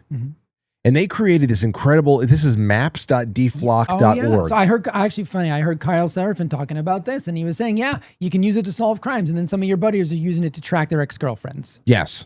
Ooh. Absolutely. Well, this is from a website that is piecing all this together here in an effort to start bringing more municipalities' attention to how horrible this thing is, how this network is, because it's not only just cameras, it's cameras that are enhanced with AI. So, for example, I mean, you can just essentially say, authorized personnel can go and say, hey, show me every time that this truck was seen in the last week. Oh, boy. And going across what is now a pretty sizable national network, you can patch together a lot of shit. You really can. And you can say, you know what, as bad as this is, I'm just looking over here in the... Oh, no. I know. Look at that. That's my neighborhood. What a nightmare. There's New York City. What a nightmare. And Long Island. But as bad as this is, as cancerous as this looks, going throughout the entire country. That really is. That looks like a PET scan of the United States. Where you gotta that's move. what that is. Not in Nevada, because Nevada is 98% federal land. So so you get one or the other. You get cameras or the feds own the land. Nevada's not even a state. Yeah, no. There's a couple of cities. It's a Fed parking lot. It's a Fed parking lot. You want to talk about this? Holy shit. Wow. But that's the whole thing here. Now, I understand it doesn't make me feel any comfortable, and more localities are rejecting the network surveillance and all that, and that's great. The more that they do it, the better. But we were talking about this back in February, Jay, when we were discussing Ring camera, which everybody has Ring, or they have other things out there. Ring was at that time in February previewing a new program that they were introducing. Oh yeah, and it was because of the lost dog. Yeah, it's called Search Party. Yeah, and it was mostly about, hey, have you lost a dog? Yeah, it was called Search Party, and what that essentially did was it allowed better information sharing across. It's essentially like a neighborhood watch. All of the Ring cams and stuff like that. And once again, to help return lost dogs and children. And Ring is now is nowhere near how deep the camera surveillance goes in this country. Even before Ring came out, it was well known. If you leave the house in the daytime, especially if you're in an urban area, your entire day's on camera. Your entire day's on camera. I mean, you walking down the street, I mean, even just incidentally getting picked up by the cameras that are inside of retail stores that has any kind of, view of the street level windows outside. So I don't know. I mean, I remember I worked at Guitar Center in Union Square. My first, I wish I remembered I left in 2016. So this is pre-2016. It was probably 13 or 14 maybe. Yeah. And I remember our grainy camera, much like the cameras in Utah campus, there was a murder right in front of Guitar Center, a stabbing. It was a case of mistaken identity, but it happened right out in front of my store. And I actually walked to work the next day. I think it might have been Halloween. So you could probably trace it down and find out what year it was. But like they were still cleaning up the blood on my way to work the next day. It just had happened that night, the night before. And the police came finally to Guitar Center, and I was in the operations department, and they came to me because I happened to be on duty that night. They wanted the camera footage from in front of the store. And so I had to go in and find the date and the times, and we sat there with the officers, and we finally, found the murder. Now, that's... You got to watch the murder? Yeah, it was... it was crazy. It was unsettling. It was unsettling, even though the camera wasn't very sharp, the resolution, but you could see the guy stab the guy, and then the guy staggered off, and eventually... And the thing is, the really sad part is that it was Halloween. So people thought the guy who had been stabbed and was like laying on the floor in a pool of blood, they thought it was like not real. And so it took hours to call the police. And so finally they did call, and he was gone. Turns out a guy chased this guy out of the bar because he, staring at his girlfriend or something. It wasn't even that guy. And then this guy fled to Mexico, the guy who they finally figured out who it was. It was a big story. I mean, it was in the news for a while, but I don't know how national it got. But anyway, that camera was the one camera we had out on the street. And that was, again, 2013 or 14. So I can only imagine it's gotten 100 times worse. The other thing there too, a Guitar Center, a grocery store, the bank, everybody has the opportunity, and they should, especially with the low trust society that we have now. You have to be able to not only watch who's coming in, and that's the part, and that's what I was getting to. It's like, I think it's okay for businesses to do it, but now we're talking about something else. Well, when a business invests in a system like that, it's something that is generally siloed. Yeah. It's something that's going to be, and obviously, like we said before, you can pick things up incidentally, sidewalks and stuff like that. And if a big enough need arises, law enforcement, if they're trying to solve a really dastardly case or something, they can patchwork together a grid that can somehow just composite a much more complete view of what was going on that day outside. Yeah, but they have to put the time in to do it and get permission from everybody. And now we're talking with the DeFLOCK cameras. These are their cameras, and they're just so aside from being able to, aside from there being little lapses in back doors or front doors, who gets to access this shit? People are taking these things down all over the place. Not only they're voting them away, but they are smashing them down. They're cutting them down. It's all over the place. So I wonder, anybody out there has any kind of stories like that? If your town has been one that has gotten rid of these things, let me know. This was just not too long ago. On July 9th, I grabbed this. I had this aside here too. Google LLC's Nest cameras. They collect biometric data of Americans without their consent, according to a class privacy suit filed Thursday in federal court. So biometric data. I don't know if that just means like, temperature, skin temperature. Yeah. It's got to be. Yeah. So it's just, which was fine in 2020. Everybody had to get their temperature scanned to walk into I had to walk into work. I had to have my temperature done every day. It was ridiculous. They probably thought that this was just going to be normalized at this time. Oh, they wanted it to be. Yeah. Certainly. I mean, they always sell it as something beneficial, always. I don't know, Frank. I mean, you know me, I've been going down this whole, founding fathers rabbit hole, like reading primary source material, and I'm becoming more and more radicalized like you. Like, I see this stuff and I'm like, hell no. This is exactly what they fought against. No way, no how. I don't care how you sell it, what kind of convenience you're going to give it. The same thing with like smart appliances. I can't believe how dumb some people are. Like, isn't this refrigerator amazing? It tells me when I'm out of food. I'm like, are you? Is there something wrong with the way your brain works? Because once Bill Gates tells you you've reached your carbon allotment for red meat, all of a sudden your fucking refrigerator won't open anymore because you like, are you nuts? Like, are you so dumb that you would sell that level of convenience? Like, you can't just get a regular refrigerator and go to the store. No, my refrigerator orders it from DoorDash. I wish I could lock. I wish I could lock some people's refrigerators. I can't believe how stupid some people are. That'd be a great prank. That'd be a great prank. It really would be. Whoops! You lost some weight. Oh God! I don't know. I don't know what people are thinking. It's just, again, it's feeding the alligator and hoping that it eats you last. I guess. Well, it's this the whole thing. Like I said, I mean, it's a very, very popular thing right now. DeFLOCK cameras, DeFLOCK as like a counterculture movement if you're going to put a brand on it. But again, it should be a reminder that this is the top layer of, I mean, we're talking about sediments, so many layers of surveillance and privacy erosion and all that other stuff. So I just hope that everybody who has been swept up in this, if this is defeated, where you saw that map, I mean, that's it surprises me that people are taking them down, because I feel like anybody that's under the age of 30 is okay with being surveilled because they're so steeped in it. They don't even know a world without it. Yeah. I don't know. There's also the other, some of it. Again, that's why I say that Gen Z is a lot like boomers. Yeah. That I feel like Gen Z are boomers reborn, and not, you know, and obviously there's a lot of baby boomers in this audience, and if you're watching this, you're not who we're talking about.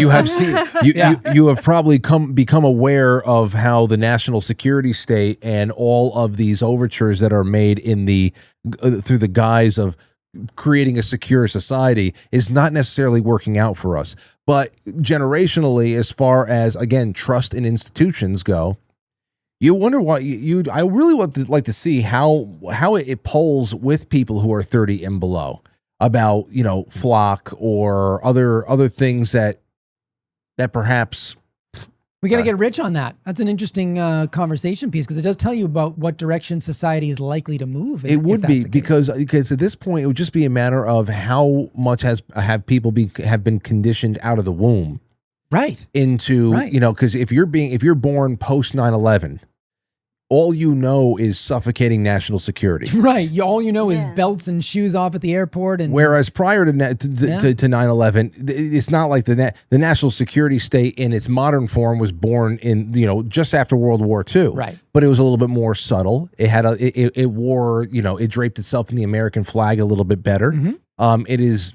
a, you know, dystopian kind of like a monster at this point. Yeah.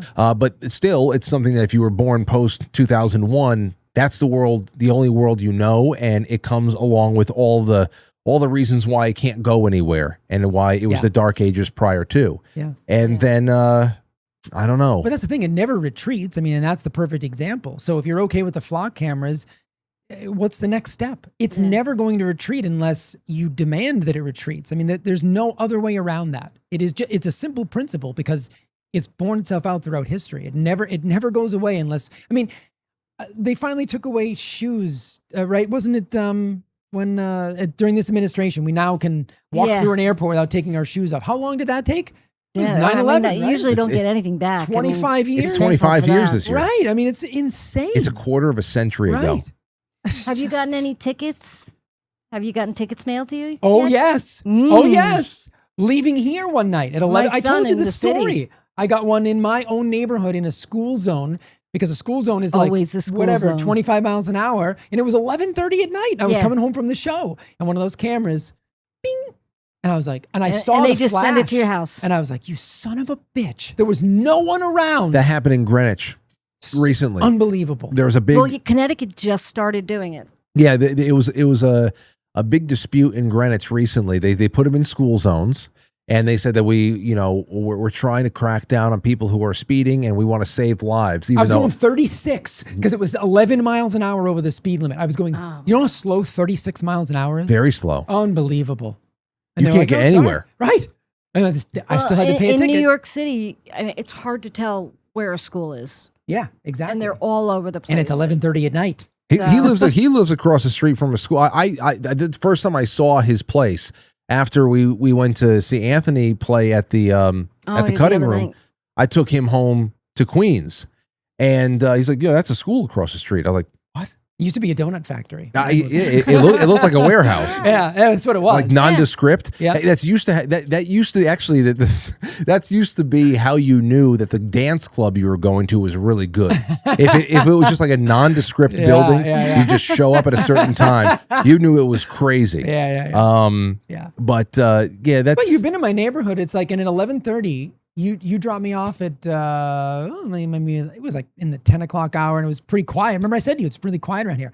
At 11:30, there's nobody around. And I was just driving home from the show. Again, 36 miles an hour, not speeding, but just getting home. And I saw the flash, and I was like, that tell me that wasn't what I thought it was at 36 miles an hour. And it was. Yeah. So, I mean, that's the thing, right? Like, that's what we're in for. That's not protecting and serving. That's trying to rake in even more money from New Yorkers. No doubt, because no child has ever been killed in Greenwich by a car. At 11:30 at night in a school zone going 36 miles an hour. Yeah. Find me the one case. It doesn't even exist. And it starts off at a school zone. Right. It's school hours, and then they get turned off. And then they'll be on at 11 o'clock at night. That's exactly what it is. It's always that creeping shit. It's called Crisis and Leviathan. Mm-hmm. Yeah. Okay, you create it's just pretty much an offshoot of the Hegelian dialectic. Yeah. COVID is COVID and 9/11. COVID being slow motion 9/11 are the greatest modern examples of that. Yep. You have an incredible crisis and a need for overarching and extenuating circumstances for centralized response to a problem, and then when it's all done, the waters recede. But it never recedes to the original water line. And you forgot the most important part. The public clamors for it in both cases. Right. 9/11, we were like, oh, we need the Patriot Act. Oh, we happen to have this 30,000-page document already ready to go. Isn't that amazing? And the same thing with COVID. How many Karens out there, sorry if anybody's out there that's really cool named Karen, reported people for not wearing masks and were playing by all these fictional rules. The little mini tyrants got the power they were seeking at every level, in the grocery store, at the school board meeting. These people lost their friggin' minds. And they created the predicate for these cameras that pick up what your body temperature is. Absolutely, man. It was becoming a societal norm. You couldn't go in to get your hair done when it started getting relaxed a little bit without you showing unless you're vaccine card. Yeah, with the gourmet ice cream. Right. Oh God, the thing was such a scam from start to finish because none of the politicians were actually afraid. Remember Gavin Newsom going out to his French restaurant? Yeah. They were. They're such clowns, and it's all for the world to see, and people still wanted to play pandemic. It's unbelievable. Wash your mail. Scrub your mail. Scrub your mail. Oh, that's funny. I was shaking hands by kicking their feet together. Oh yeah, no, remember the elbow thing? Yeah. Yeah, crazy, they just made people do some really dumb things. Well, there's a lot. We're talking about generations here too. I just got to put this out here. First of all, I saw that Nick Shirley, he started uncovering. Speaking of Queens, you saw what he uncovered in Queens? No. Adult daycare center. One particular adult daycare center in Queens had 7,000 phantom members. Whoa. Okay. Which part of Queens? Let me see here. Just curious. No, Queens is rather large. Nick Shirley uncovered adult daycare center, Queens, 7,000. Nick says the public document says that you have 7,899 members. The employee says, no, we don't have 7,000 members. Nick says you're overbilling then. You're getting paid $1,600 per patient. Woo. And that's how you got $12.9 million in 2024. The employee then says, please leave. Hold on. Here's, and I just wanted to tell you. And how come you guys are the daycare that receives the most amount of money here in Flushing, Queens? Flushing? Members. How many members do you guys have? I don't have to tell you.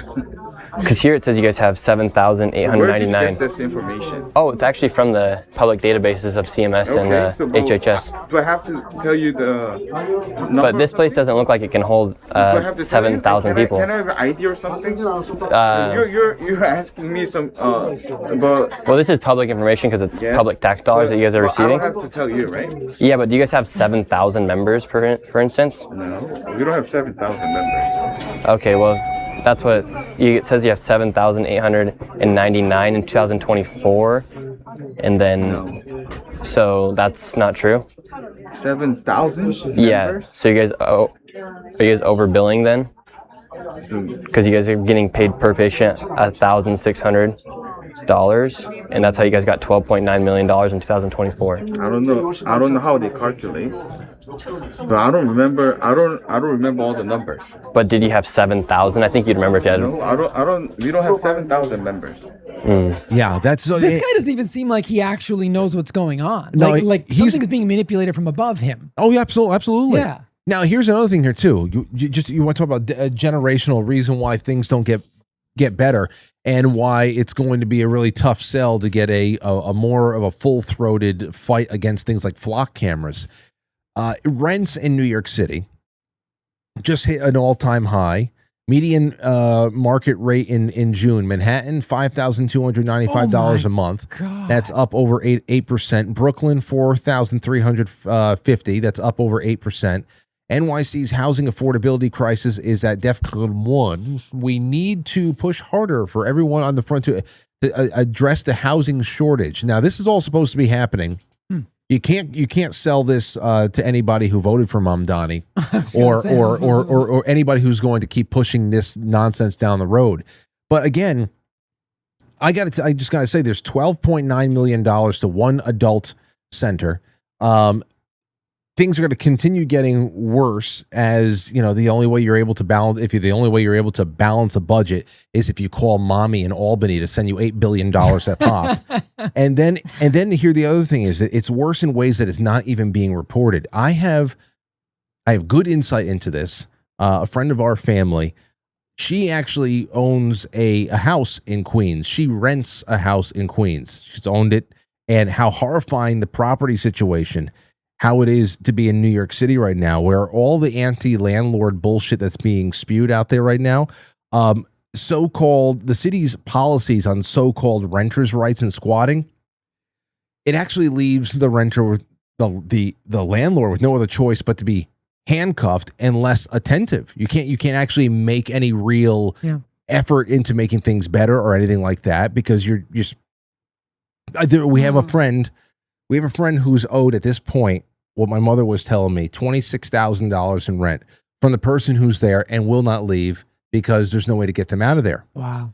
I have heard of this before. And she's appealing. She's not in Queens, but Queens is a big place.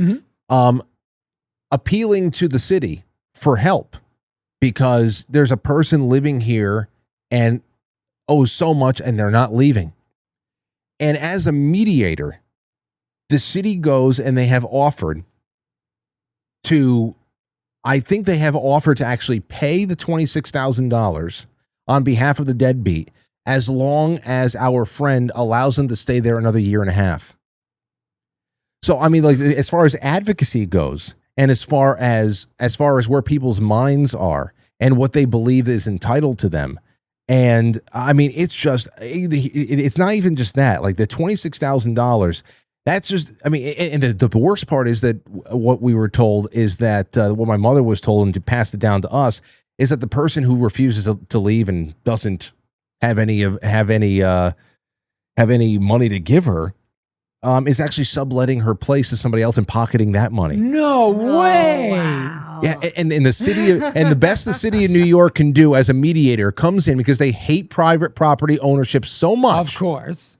Is that they're willing to pay a $26,000 balance, which no doubt comes from not only everybody in this state, but everybody outside. Because if you think that they're not dipping into HUD money, which is coming from everybody in this country, you know, you say, oh, New York, get what they paid for. No, you're paying for it too. Absolutely. I mean, it's all over the place. I'm just thinking about that, man. And as a bargaining chip for all that, to keep them in there for another 18 months. Yeah. Oh, man. I mean, that's the kind of insanity that local government advocates. And mind you, government doesn't make money. That's all being taken from us. Yeah. So I don't know. I just think about shit like that all the time as it pops up. $12.9 million. That's all fed. Oh, yeah. Yeah, absolutely. It's crazy, man. Just crazy. Unbelievable. Everything has been crazy that we've talked about there. We've gone all over the place, but I mean, there are some themes, you know, throughout all of these stories.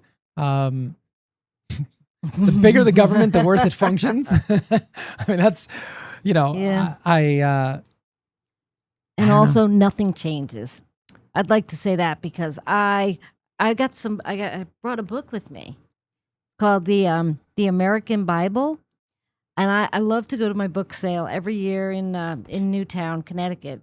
If you live near there, you should absolutely go there once a year. I always go and I get books written before like 1920. Wow. That's the best. But the themes are all the same, and it's warning all the books. This one, The Soul of Democracy. all written in the late 1800s, warning us. Wow. Everything that's happening now is going to happen, and why. And and none of this stuff. The only thing that's different is technology. Mm-hmm. But everything, everything that the people are talking about, the people are the same. Everybody wants the same things, but corruption is guaranteed. And it's just the way corruption is expressed that's different because of technology. Yeah. But at the core of it, human beings are still human beings. And that's why we said anybody who pretends that conspiracies aren't real is a fool. Because conspiracies... You hear that, John? Because conspiracies are as old as time. They are one in the same with human existence. We have probably always conspired to steal the other tribes' food, spears, women, whatever. Mm-hmm. It is to think that there are not conspiracies is to be foolish. That is my firm belief, and I think we've seen that, play itself out many, many times over, which is why it's always worth asking questions, which is why I appreciate people like Tucker Carlson, who, to me, seemed to be a person who's actually trying to get at the truth. Whether I agree with him or not is irrelevant. I don't know when we got to a point in society where in order to like somebody, you had to agree with everything that they believe. That's also nonsense. It's ridiculous. We used to be able to disagree on things and still continue to forge a path forward. Something is working on people. People are getting Trump derangement syndrome, but they're getting Tucker derangement syndrome. They're getting Candace derangement maybe they're syndrome. getting paid to have Tucker derangement syndrome. Well, I know, but look at John. He seems genuinely, upset if somebody says, I like the ideas of Candace. Mm.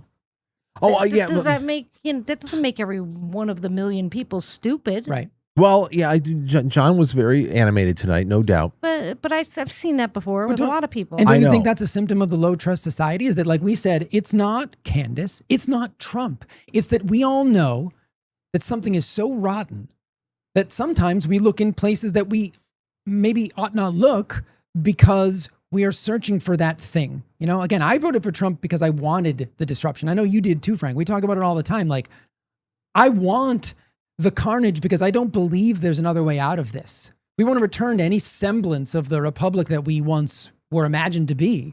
A lot of things are going to have to change. And it may not even be possible to do, but at the very least, we wanted the monkey wrench, right? And so we're rooting for that. So they call it what's his name? That like dead-eyed dollar store Obama always says, the extreme MAGA Republicans. Hakeem Jeffries. Yeah, that guy with the dead eyes, Extreme MAGA Republicans. No. Just it might seem extreme now from the place we sit, but it is not extreme to want the things that we want. It's just we've gone so far off the track that to people like you, obviously you're using that as a cudgel, but I mean, it's like we want that and it's not happening, and that's what's frustrating. It's a chimeric mutation, chimeric mutated beast, and I'm not interested at all in anybody who wants to come in and find a way to tame it. No. It needs to have its throat slit. Yeah. And that would just be, it would really just be great.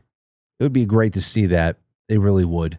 And so it could be frustrating to see so many people at war with each other over, side quest, pit stops, things that are really, they do mark the time. Mm-hmm. A very influential person is assassinated, who would have no doubt had a big hand in the shaping of the next 50 years of American politics.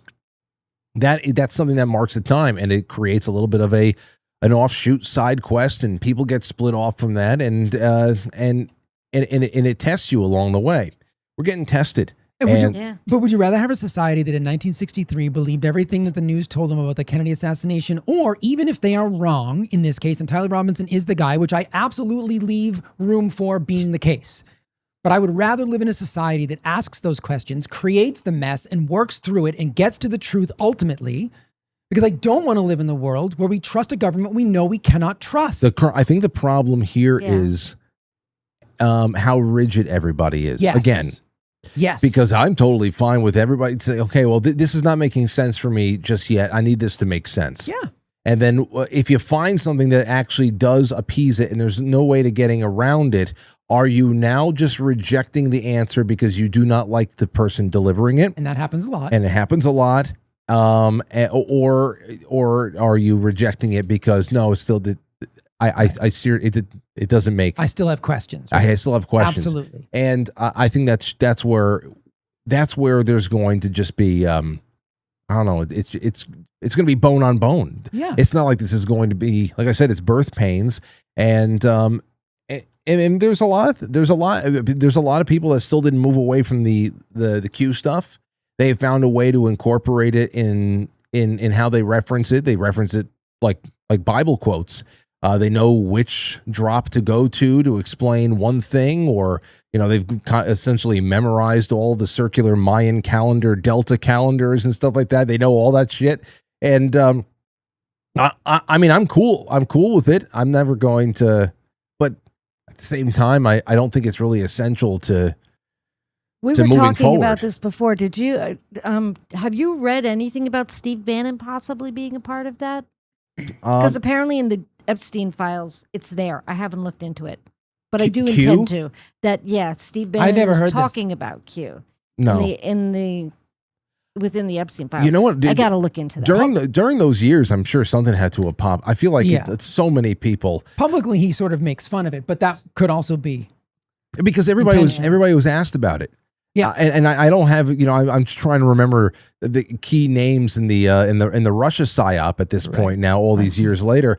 But when that was really at its peak of its influence from 2018 to 2020, everybody was finding a way to pose the Q question to all of their people. I mean, I remember being at Trump Tower in 2018 or something like that, and somebody we were hanging out, forgot what the hell the rally or the walk even was, but we were hanging out over there in Trump Tower in the foyer there, the lobby, and everybody's having drinks and all that stuff, and it was cool because Donald Trump was right up in the little area where they have this nice restaurant. He was eating at his own thing right there in DC.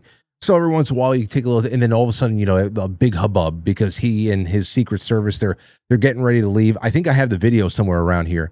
This is when he was already president? Yeah, he's already president. We're there, and he's about getting ready to. I remember Lauren was like so tired.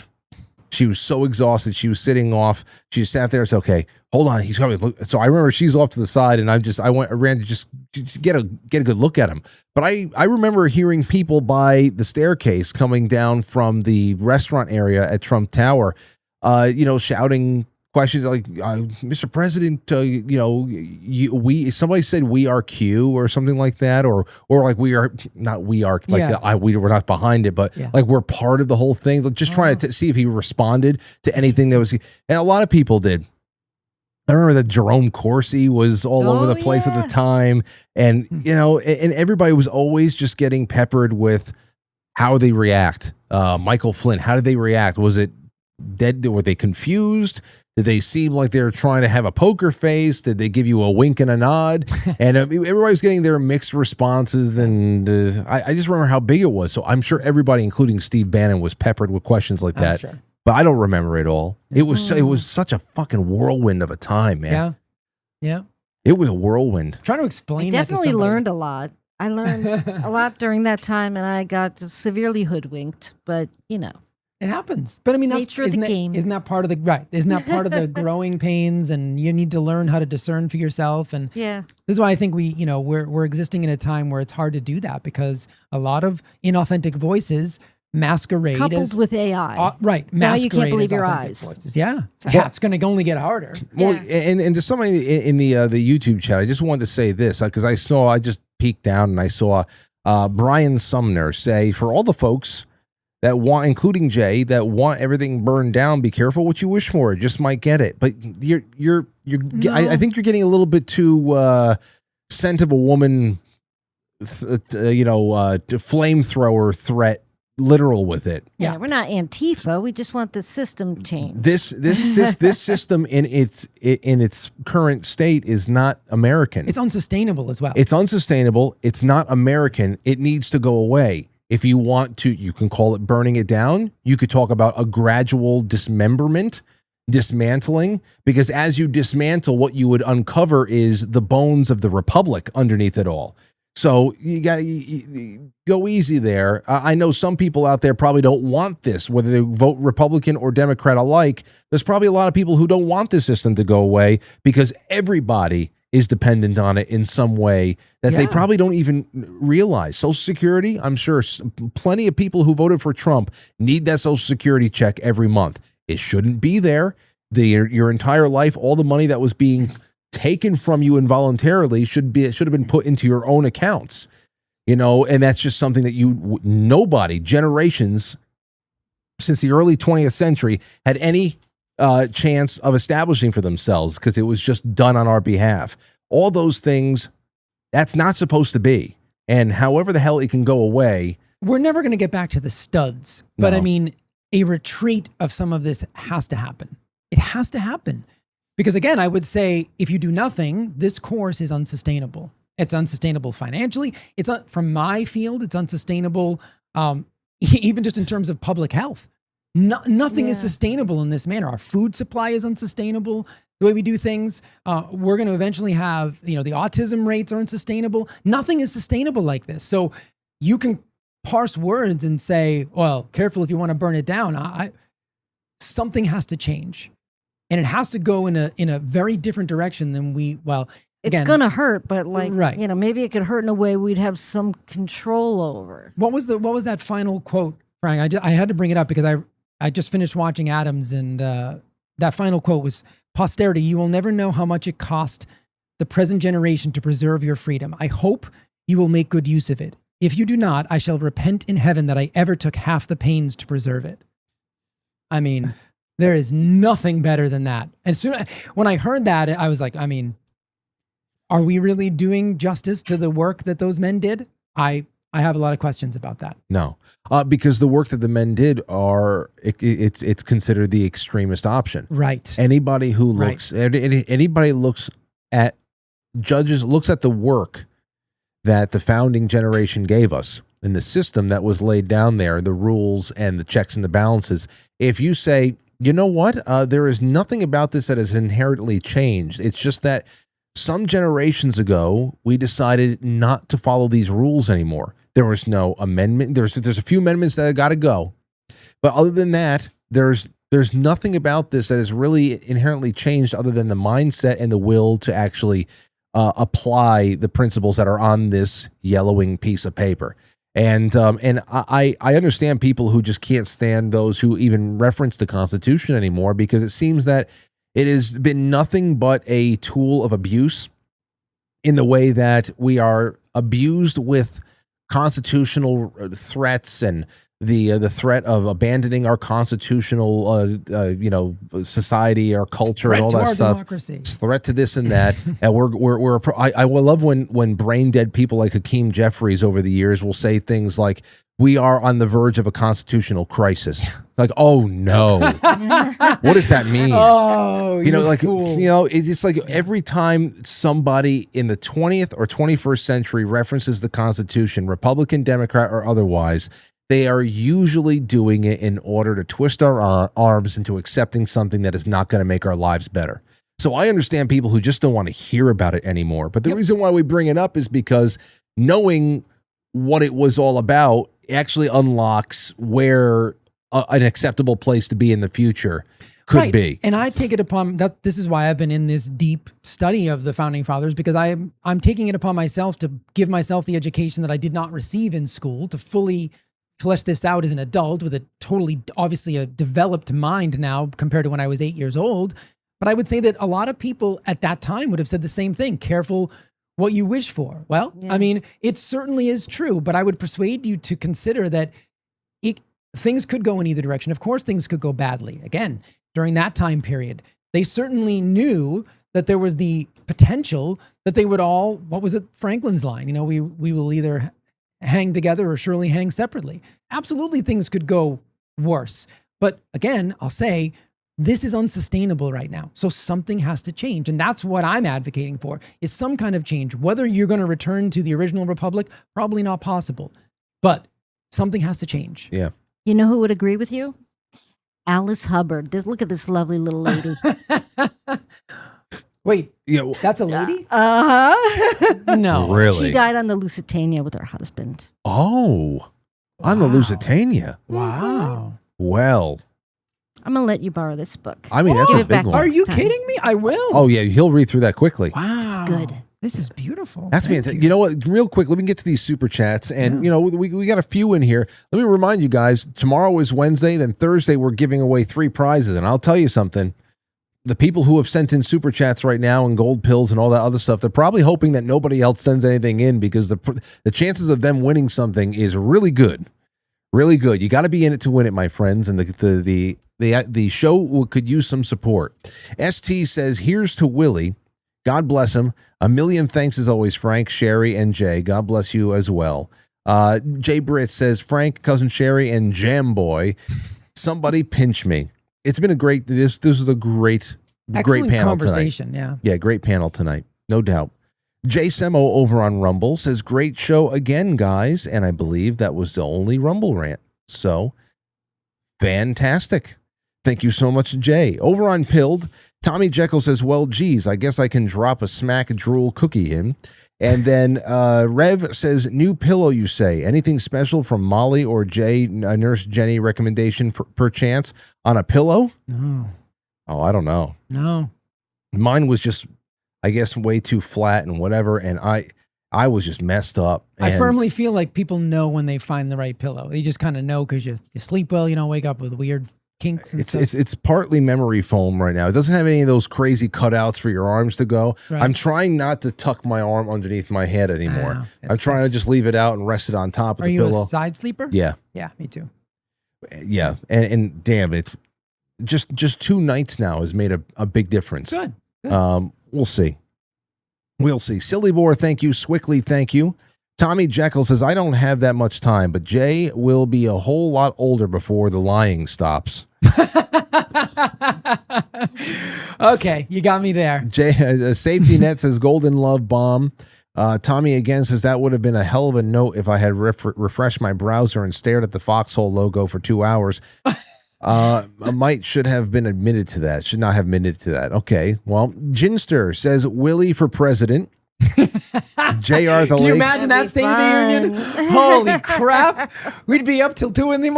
Maybe, see, that's what I'm talking about. Sending a crew up to Willie's house and have him record in front of a green screen his own State of the Union. All right. JR at the Lake, thank you. Amethyst Cat says, happy Tuesday, Frank, cousin Sheri, and Jay. Google Noodle. Google Noodle. And Swickly. Thank you. Sentinel says, great show, Frank. We love Jay and cousin Sheri.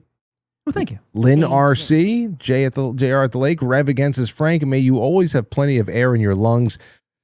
But I have doubts you will ever have more air in your lungs than Willie. You never know when the mood strikes.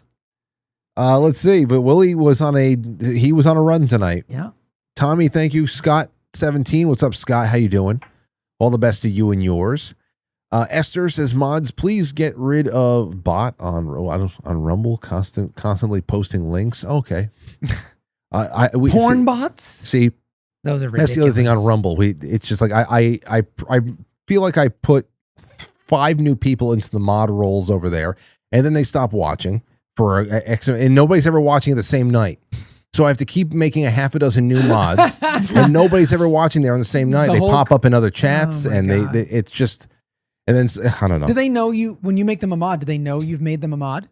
Yeah.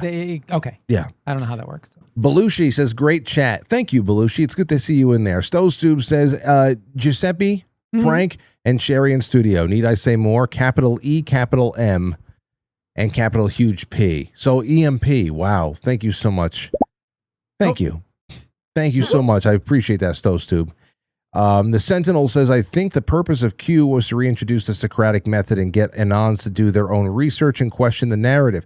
I know, but there was never a graduation ceremony. But to sit by in the sidelines also.